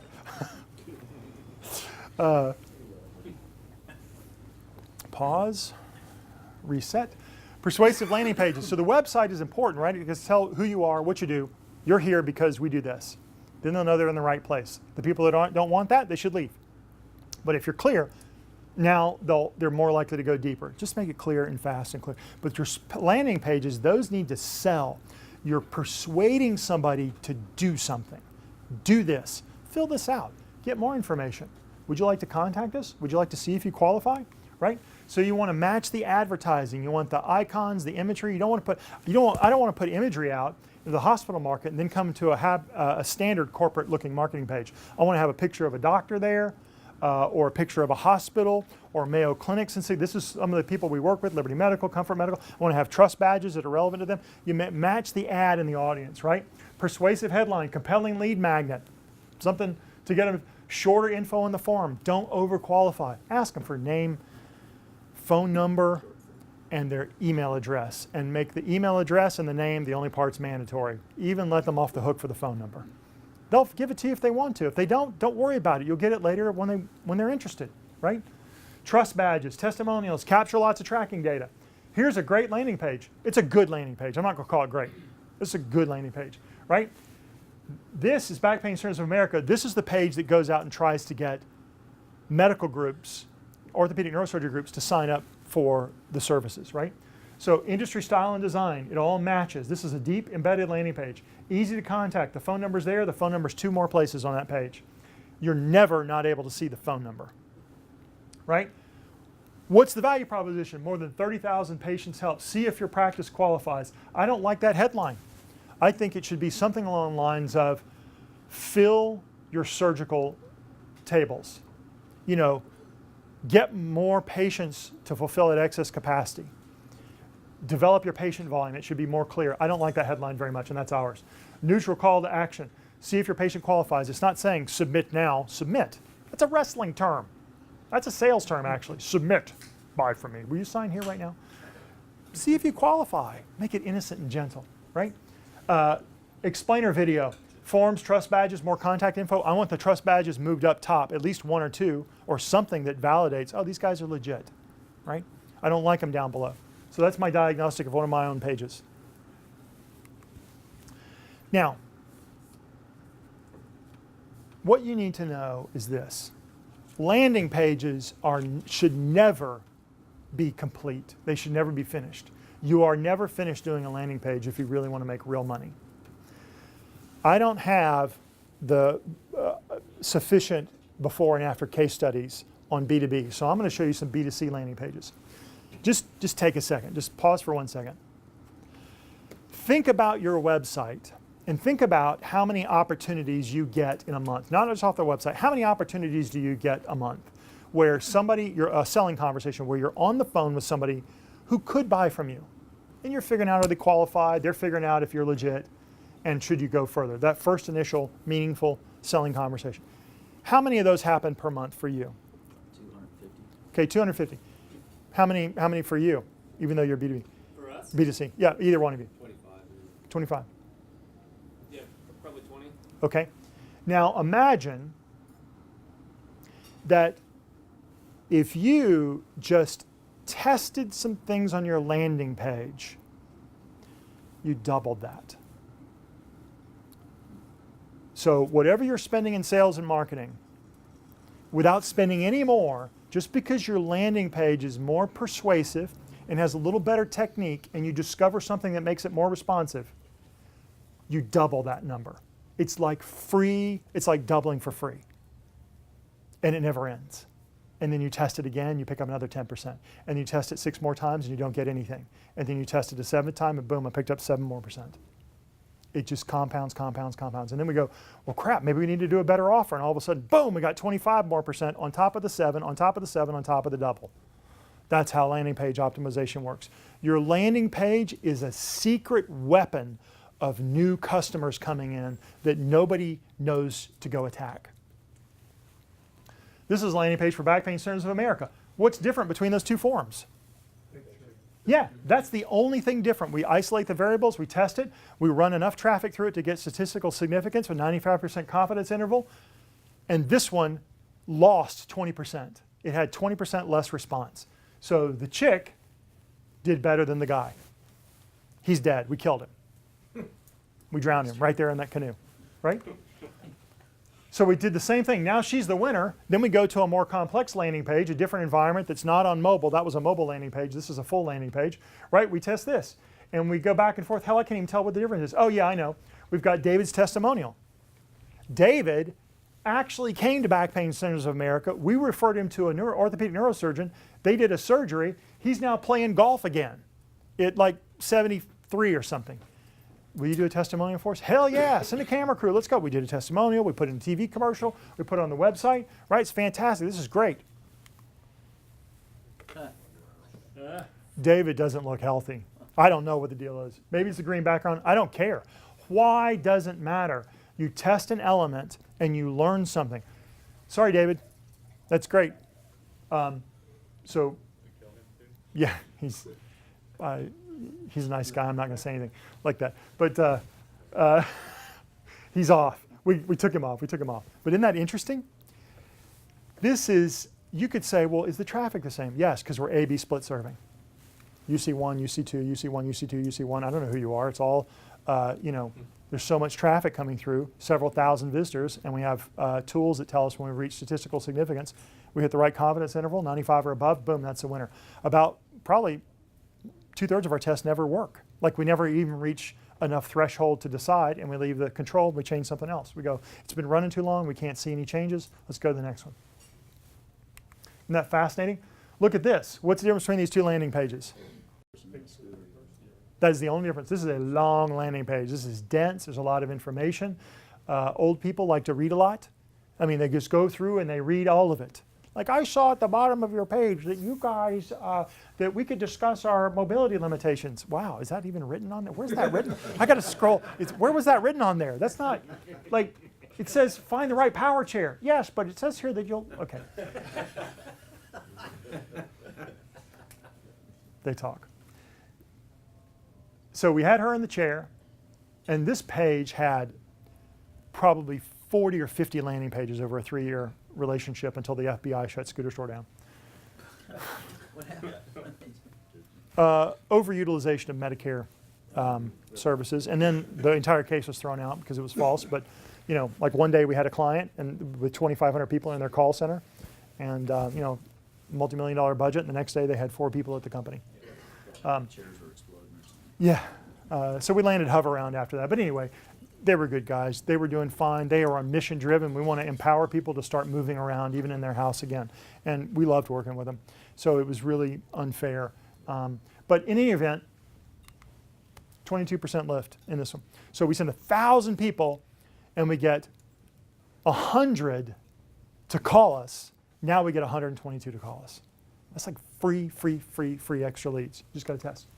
Better landing pages generate sometimes 2 to 4 times the number of responses. But you got to track it. Measurement is the key. Resources. And so, so you never stop. So is that right? So Yeah. That new one got 22%. Cool. What's next? Yeah. Well, So you test something else, and we'll insert another one. Yes. yeah. So you never just say, all right, that's good. Yes. You never say that. Rarely. And are these like? Do you ever go back to one that's worked, or are you always changing it to make it different? Well, what happens is, right now I have a landing page test on my own B2B. So I was hoping the results will be in before we came in, but they're not. I haven't had enough traffic go through it to have a reliable result. One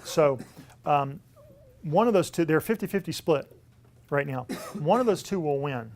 The winner becomes the control. The next one we put in, we'll run it 90-10. Because we don't want to ruin a control. We don't want to ruin our own traffic and go back. And the truth is, at one point we were doing so many landing page tests that I had to go 17. It took 17 tests to beat the control in most cases. Because you refine them, you get better, now everything's a little incremental. In the beginning though, you just need to do the basics. You have your phone number there, you have a clear value proposition, you have a short form, you have a good headline, and then you have a good lead magnet. Download this, that's a good offer. Download this, find out more. Find out how to save on all of your facilities landscaping. You know, the 7 tips that you should watch out for when hiring a landscaper, or the 6 things, the inside 6 things that landscaping contractors don't tell you about managed properties. Whatever it is, I don't care. Something that, oh yeah, I need to know that. I've got to hire one. Then you got their name. Now sales can call them. Yes. On your lead pages, are you also running like a lead capture phone number? Yes. through that? Yes. We have 10,000 phone numbers. You just lease phone numbers. We track everything. We track the phone numbers. Sometimes when we push people to the phone number, those are better leads, but fewer come in because people don't want to get on the phone. It's just, you find a whole bunch of little nuances like that. Yes, we track all the phone numbers. On all my pages, there are different phone numbers. Here are some resources. You just go to YouTube and type in B2B landing page test. 13-minute video, 7-minute video, 8-minute video. A/B test your landing pages. You'll learn more than I have told you now. In an hour of this, or putting your marketing person an hour on YouTube, you'll learn everything there is to know about landing pages. All right? Zettabyte's good. Marketing Props is fantastic for B2B marketing. Great deep well of direct response knowledge on B2B marketing. And YouTube. Great free download. Let's move on to the next thing. I'm going to keep moving. Lead magnet. What makes a good lead magnet? All right? Lead magnet. It's something valuable you offer your web visitor in exchange for their contact info. This builds your database of warmer contacts so that your salespeople are not cold calling. They're calling somebody who at least knows who you are. That's better, right? It's a little bit better. If you nurture them over time, now they really know who you are.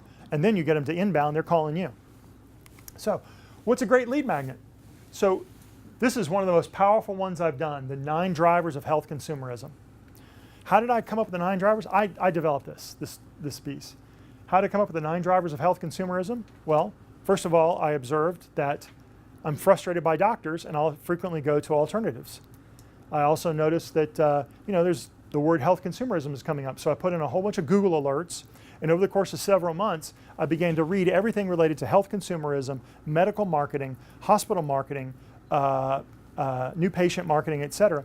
And then I began to see. Then I looked in wellness and health consumerism and wellness, and what I began to see is, oh, there are these patterns developing. There's a new thing called elite fitness that's driving health consumerism. Because if you started lifting weights, which nobody was really hard lifting until CrossFit came out. Now hard lifting is known. That's the way to lose weight, get toned, and everything. Like 80-year-old women are hard lifting. My wife lifts weights. My daughter is deadlifting 250 pounds now in college, right? Years ago in the 80s, she'd have been doing a whole bunch of cardio and aerobics and classes. But now she knows, I want to do the real stuff. Nobody was doing that before, but that's a trend. Elite fitness, marathons, mud runs, CrossFit, buying Peloton bikes where you're doing this intense, high-intensity training for 30 minutes. That's different than what used to happen. And when you start lifting weights and doing things intensely, that changes, oh, I have to feed this machine. I've got to be eating more protein. I've got to eat cleaner. I can't do Big Macs. You start becoming more sensitive to your body. That drives clean eating. That's a second trend in health consumerism. These things are exploding. In the 80s, all the pharmacies in all the grocery stores got expanded. More white coats, more counter space, more drugs. They said, we're going to be in a pharmacy business. We're going to oust these mom and pop drugstores. We're going to bring it in because there's a lot of money in it, right? Not now. Now it's the organic grocery section. Clean eating is exploding. Organic. It's everywhere, right? Protein and organic. That's all you hear anymore. Organic. Why?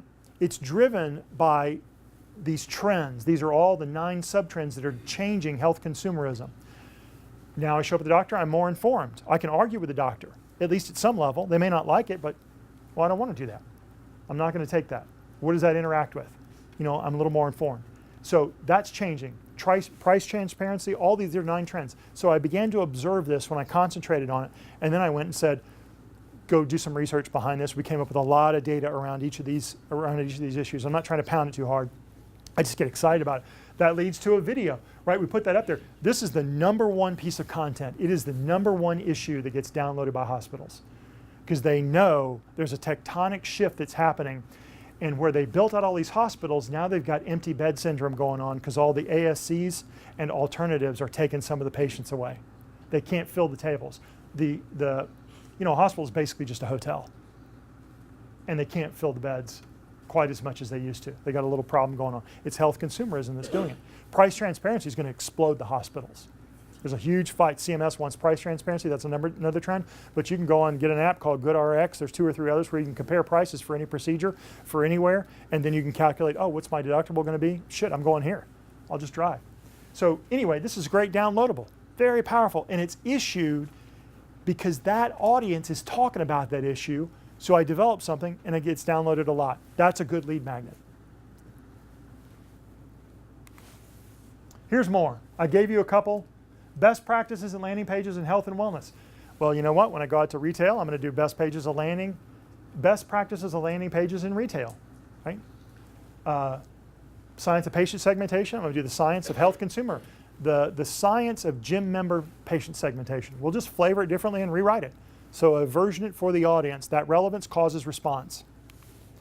I also have included here, I'm just going to give you this. Here's 9 ideas for great lead magnets. I went through about 15 different blog posts online, and I came across this and I thought, shit, she said it much better than I did. So you can just have that.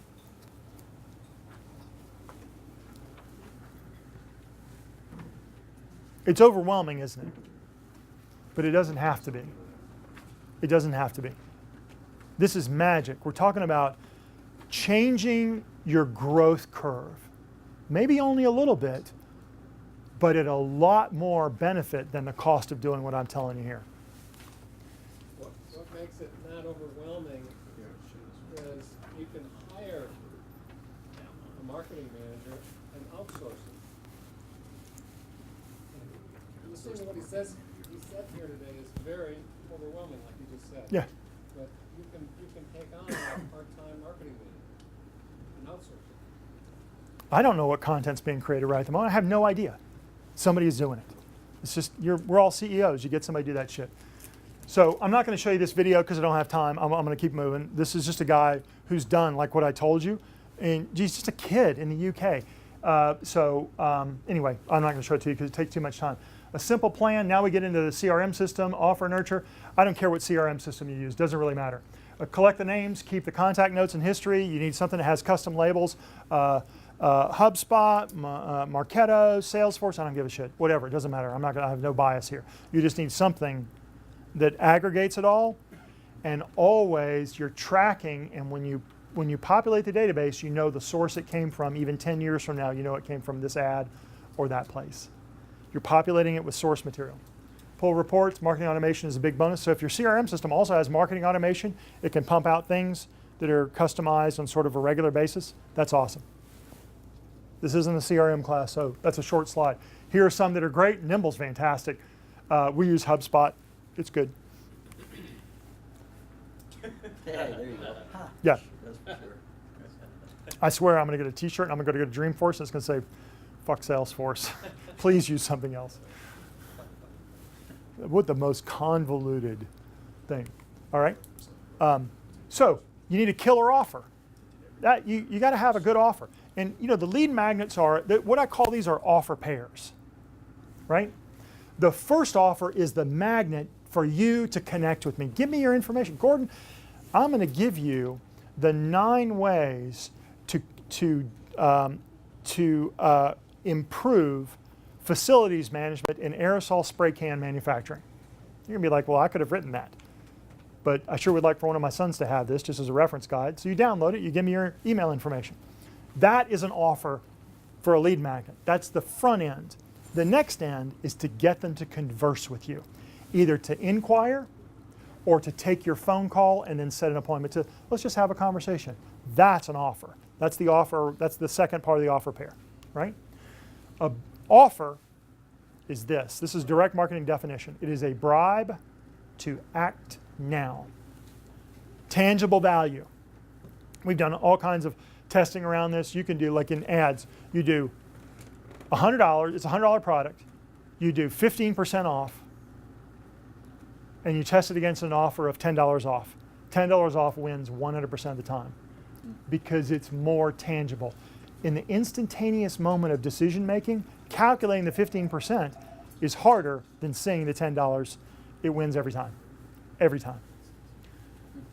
Now, 50% off beats $10 off every time because you can calculate half. Time limit, it's got some time limit. It's tied to the business or service of your product, right? It's relevant to them. It's not, I'm going to give you a free windshield wiper blade screw if you download this, if you'll get on the phone with me and talk about hospital marketing. That's irrelevant. It's got to be relevant. You know, get on the phone and have a 15-minute conversation about your mergers and acquisitions integration.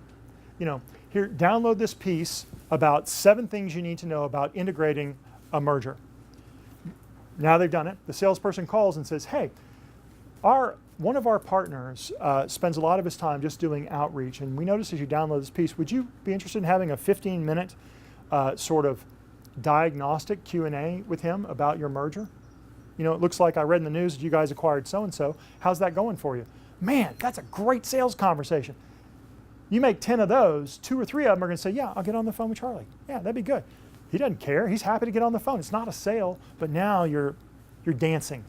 Does that make sense? That's a good offer. Also, if it irritates your competitors, it's a really good offer. It pisses them off. Types of killer offers. Free draft design. One of the killer offers I ever heard was a guy who was doing this for, was doing a lot of what I'm telling you here for an architectural firm, and the architectural firm specialized in large institutions and in universities. Universities have to raise money to build a building. They don't go get a bank loan, they raise money. In order to raise money, they have to have a plan. Well, to get a plan, it's cost $70,000, a whole site plan and feasibility study and all that. And so this architectural firm said, well, but you know, they just have to tell me how big of a building, how many students, what's the capacity, how many buildings. Hell, I can look on Google and see the site, and I can go out. I can draft this in 1 page. Like, you look at a condo, like what's the size of the space? What building is it in? What floor is it on? You can already calculate in your head, this is going to be about a $400 per square foot project. How many square feet is it? 1,000? This is about a 400,000 reno. You don't say that to them, but in your head, you've already done the math. All of us already have sort of the short math in our head. So he said, I'm going to come up with a one-page project plan, feasibility plan. Nobody's ever said that before. Then he had a whole bunch of outbounders calling university presidents who are hungry for some piece of reference so they can start going to major donors before they start spending $70,000 architectural fees. Like those two things were in the wrong order. They need to start the fundraising before they start spending the money. So he shortened and said, I have a one-page feasibility plan. And I'm happy to prepare it for you. I need to ask you some questions: size, type of school, type of architecture, what have you got now? What's the location you're thinking of so I can look at it? Do you have any other information about what you think it should cost, et cetera, so I can think about budget? He gets that information. Great, I'm going to put it together. I'm going to fly out and present it to you. We'll walk the site and I'll show you what I'm thinking. Man, that's way ahead of any RFP. Now that guy's in a relationship with them. Landed more business than he can handle. That's a killer offer. So free design, free analysis, audit for how to save more, a free code review if you're in development. Would you like a code check? A lot of people, there's so many different ways to code and get it right. That also means there's a lot of ways to get it wrong, errors, et cetera. Do you have little glitches, things that bother you? Let me do a free code check. Takes 2 hours. I'll have one of my developers take a look at it. They'll come on site. Who wouldn't want that? Half-day on-site workshop, 50% off. Or if you do it for free, I'm about to do one right now. I'm trying to create one for hospitals. I'm bringing in another agency that specializes in branding and TV commercials where I don't. They don't do digital direct response. And we're going to do a branding, a rebrand to digital patient acquisition workshop. That's our vision. One day, totally free. I know we're going to have uptake on. I already know people are hungry for this information because we know the audience.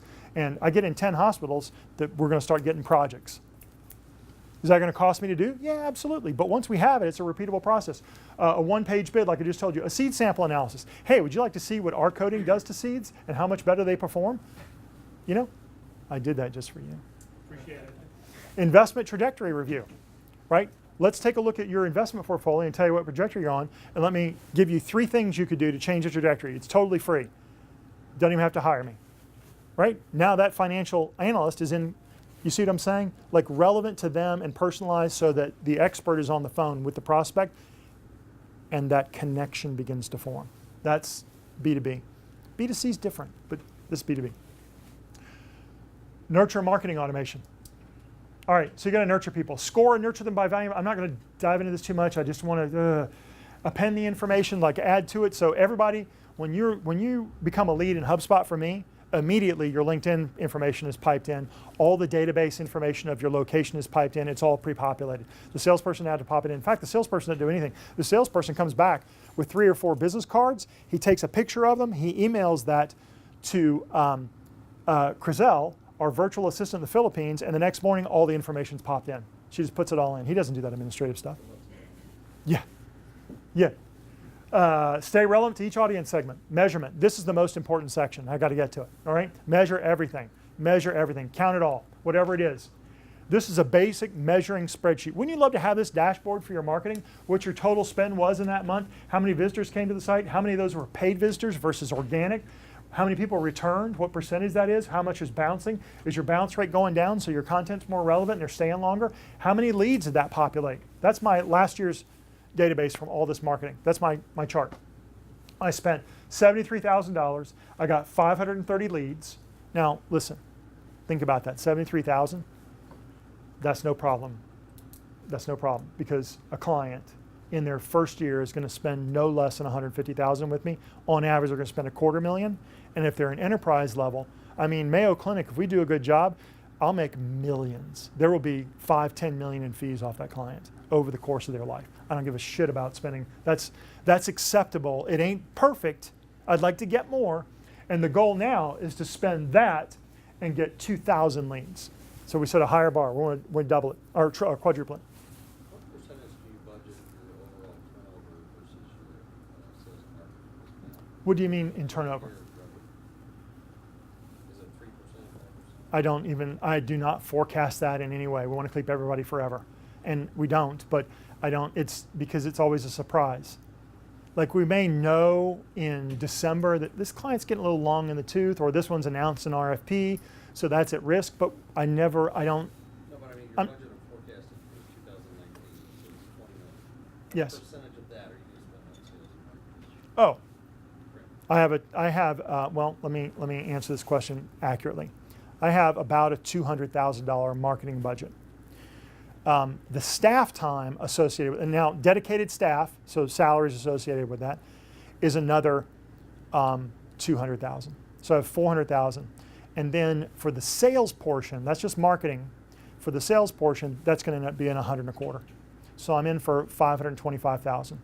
And their goal is to land about $2 million in business. But that $2 million will be multiple years, so that'll be 3, 4, 5, 6 million. I'll be lucky if they hit $1 million because we're still getting the sales function kind of ironed out. But marketing is now accelerating. So sales is going to be easier. Does that help? So, and I've got 17 million in revenues, probably about 11 million in gross profit. The percentage that you would spend depends on your gross margin percentage. Yes. Your CFO can help you decide how much to spend. Yes. It's going to be different for everybody. So these are my 2018 marketing results from everything I just told you that happened. From my direct traffic, from my phone, referrals, other campaigns, organic search, paid social. I know what I spent on freelance. I know what I spent on media costs. I know what my total costs are. 424 leads. Now, the 500 comes by adding these all up. 87 plus 15 plus 12. Those are the hot leads, 114 hot leads, right? Total hot leads. I have a $727 cost per pretty darn good warm lead. And I landed 2 clients. I should have landed 5. I say I should have landed 5. We'll figure that out. If I'd landed 5, I'd have rolled up in a new suit. But we did okay. My cost per opportunity was $6,900. That's damn good. I can't go to trade shows and get that kind of cost per opportunity, for actual opportunity where we're pitching them. Is that, you with me? You need this. This is measurement. This has a lot of inputs to get to this, and it's automated for me. Very little touching of this, maybe a little bit of formatting. This is known every month. It's discussed every week. It is a machine with money in, effort in, money and clients out. We even know like what worked. Our A/B split testing how-to guide, 186. 9 drivers of health consumerism, 180. He gave me this chart to put in the spreadsheet. I said, well, how much did we spend on these? Because I want to know the cost per download. You know, A/B split test did great. Yeah, but what was the cost per download? Let's decide how efficient it is, because this is ROI driven. So he's producing that for me now. But you see, I know even this. You need to know. If you know this, you don't need to know it. If your marketing person knows it, and when they show up and they go, what's working, what isn't, and they can answer questions at this level, you have a higher degree of confidence of shoving more money at that machine. And then it works even better. All right? If you want your tracking set up, call this guy. Where are we? He's right over there in Smyrna. He used to work for me for 10 years. He is brilliant. His brother was a neurosurgeon, and I got the smart one. He's fantastic. Aaron King. He's very smart. Good guy. He now is on the board of AMA, right? He's sitting on the board of, huh? What does he do for you? Well, he used to work for me in media and in tracking, and then he ran the analytics group. He got us on, he set up all of our analytics infrastructure, helped us review vendors and make all the selections, then trained our staff. And then he said, you know, I got a family, they're starting to grow, I want to go out on my own, I really only like analytics, I'm gonna do it myself. So he works on his own. He started a company called Fusion 75, it's just him, and he has lots of projects. He will just go integrate all your data. You say, Ken gave this presentation and I want a dashboard that spits out these 3 things. How do I do it? And he'll go, oh, it's probably gonna cost $5,000 to $7,000 in your case, or he'll give you an assessment. I need these things from you. Do you have these data? And these data sources, give me logins to them. He'll set it all up for you. 2, 3, 4, 5,000. I don't know what it costs. It ain't 20, right? But you can then to begin at dashboards like I've got. Google Analytics, he does it all. That's the guy to call, Aaron. Additional tips. All right. A couple of years ago, I came across a thing called an operational plan, a 1-page operational plan. It's fantastic, very clarifying. We use it all the time in the company. It now drives the company. I've actually abandoned MBOs this year because the operational plan is so powerful and fluid. And we start with a goal over here. Marketing delivers something. New conversations, new inquiries, leads, etc. Critical success factors. Your website's clear and persuasive. We accurately report on all parts of our marketing. Our content attracts our audience. We distribute our content accurately. The right content, the right audience. Marketing is optimized through testing and measurement. We traffic our leads and inquiries fast and well. We nurture everybody forever. And then here's what some of the keys it takes. I've written this for you. It's in that. I've done the whole marketing operational implementation right here. Brain Trust, Op Plan 110. I gave it to him last week. And here are going to be your constraints. You're going to say, I've got a constraint. I don't have enough content on an ongoing basis. Fix that. That's a system with these outsourcers. No expertise in setting up analytics. I just gave you the guy to set up your damn analytics. Not enough people to project manage. Hire someone. Get someone to project management. You can't do it. You got employees to bitch at and customers to collect from, right? You know, and money to park offshore, like Sham probably does. So, no, and we don't have management time to commit to this, to get the system getting. Yeah, it's a nervous laugh. I know. So no management time to commit to getting the system up. These will be your constraints right off the bat. Address your constraints, and you can implement the plan. The plan's in the book. I just did it for you. It's a free gift with purchase. It's because I love you. Here's your fast start. Hire or rent a marketing person, number 1. Number 2, set up your analytics. Number 3, follow the basic B2B plan. Say, do this. For help, spend $4,000 or $5,000 for a month of training for Brad Stevens. Brad came in, he trained my guy, trained several other people. Now we're experts at all this outsourcing and freelancing stuff. Go to YouTube ideas for training and discuss marketing numbers every week. Marketing numbers. You discuss sales numbers probably on a regular basis. Now go upstream and add in the marketing numbers. What are the marketing doing? Is it productive? Do not stand for, well, our marketing got us, you know, a lot more audience. We got a lot more reach. We have great total unaided recall, and our branding is we won awards for our branding. That's all horse shit. Yeah, that's glitz and glam. That does not produce results. It's math. The greatest marketing in the world should be driven by math. I have 3 or 4 people at my company that draw and write stuff. I have 15 people who count shit. It's a math-driven system. That's it. Thank you. I wish you were a little more passionate. Do you get the same statistics, metrics from LinkedIn and Facebook that you do from your internal site? No, it's a headache. So LinkedIn says, for example, so the question was, do you get the same level of detail and statistics from these media partners like LinkedIn and Facebook, et cetera? No, they're all different. So for example, on LinkedIn, the videos autoplay, and 7 seconds of viewing counts as a video view. So when we detected that, oh, it says we had 1,000 views, but how many of those went all the way to the end?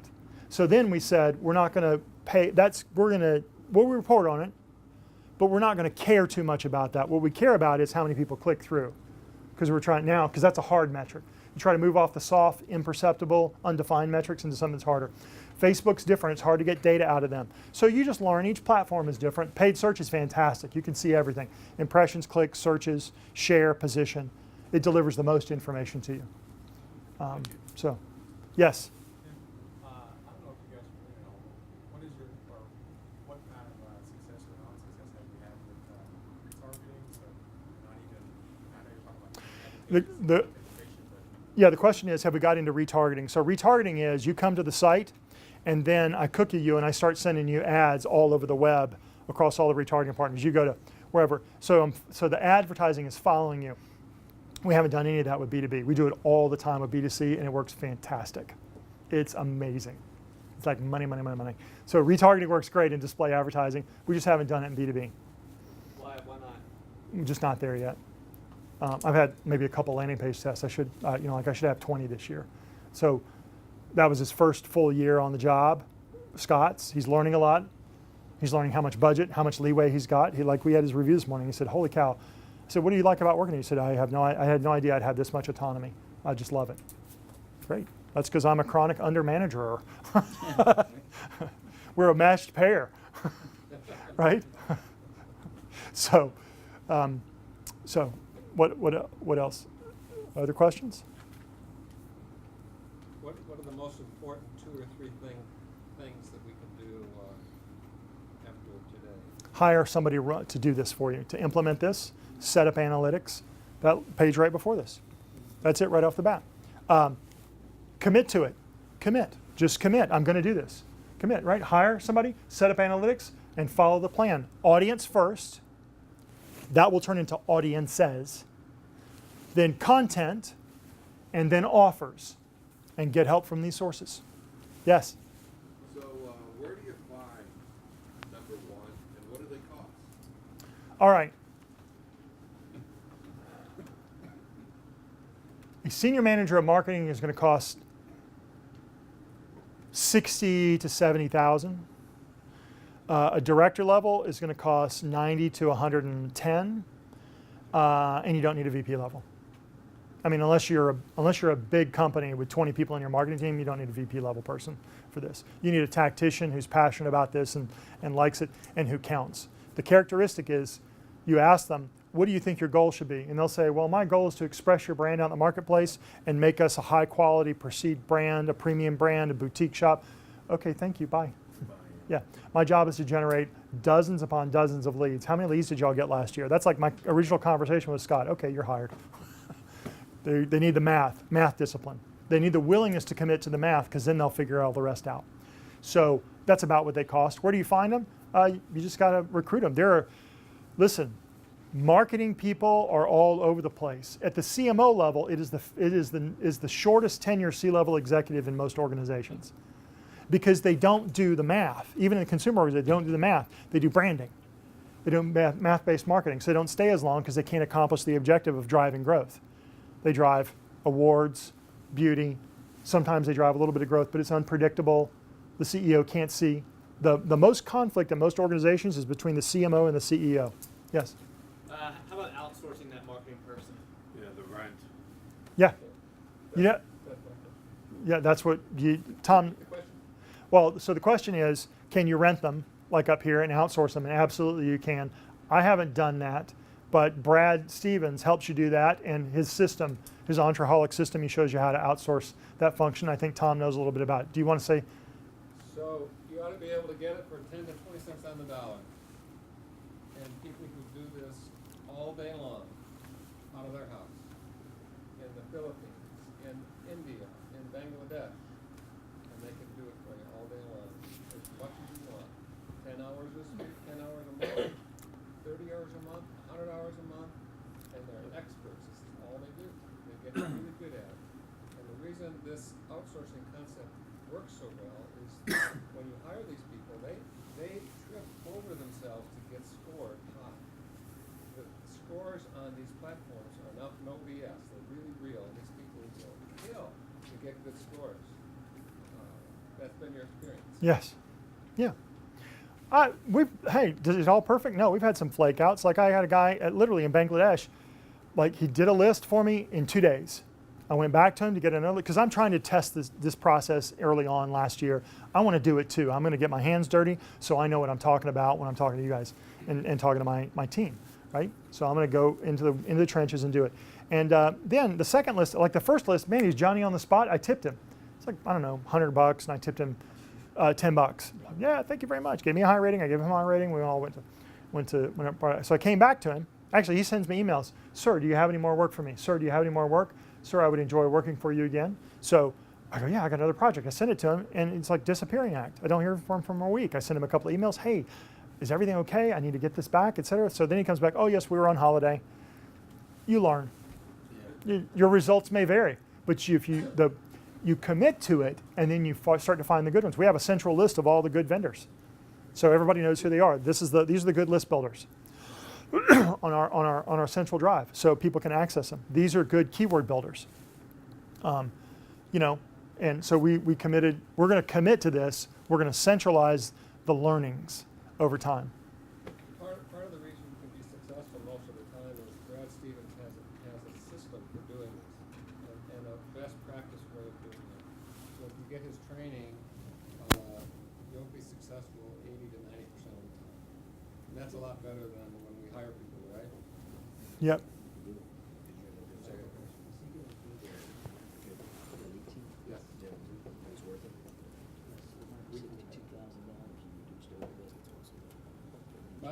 But what Matt just asked is he gonna do this again for our senior executive group? Yes, I am. Yes. We'll be at this club again at noon, next week. If you wanna send something, let me know. Well, you know, it never ceases to amaze me, this group, because this is the subject. Literally just yesterday, I was reviewing our print ad spend, our social media spend with my marketing manager, who's getting on my page. We just redesigned our landing page, and I was looking over our landing page, critiquing our landing page yesterday. I'm so nervous that we're spending too much on print ad and not enough on social media, not going on the right things. So this timing is impeccable. Awesome.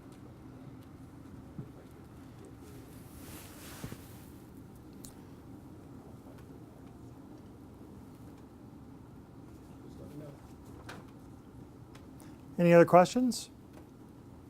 Well, it's just a case study. It's just my experience. A lot of it is born of mistakes and $3 million worth of failures over a decade. Till finally I'm like, I'm going to fix this thing. This is going to get fixed. And then a few people like, oh, outbound calling can work, and here's what makes it work. Oh, list building is easy. This is how you do it. Oh, I can get a lot of leverage on my marketing budget. I can get 2x, 3x on my marketing budget with all these outsourced partners. Wow, I can build my outline. I struggle to get LinkedIn contacts. I go to a trade show, spend $3,000 or $4,000 getting out there, hotel room fee, etc. I get 20 contacts. I go hire a chick in India, and I get $400 a month for $500 or $600. Wow. And they're all CEOs. Like I go to a trade show, Shushman, and I get 2 or 3 CEOs and a bunch of a couple of marketing people, 3 vendors, Your results may vary. That's my presentation. Thank you very much. I appreciate it.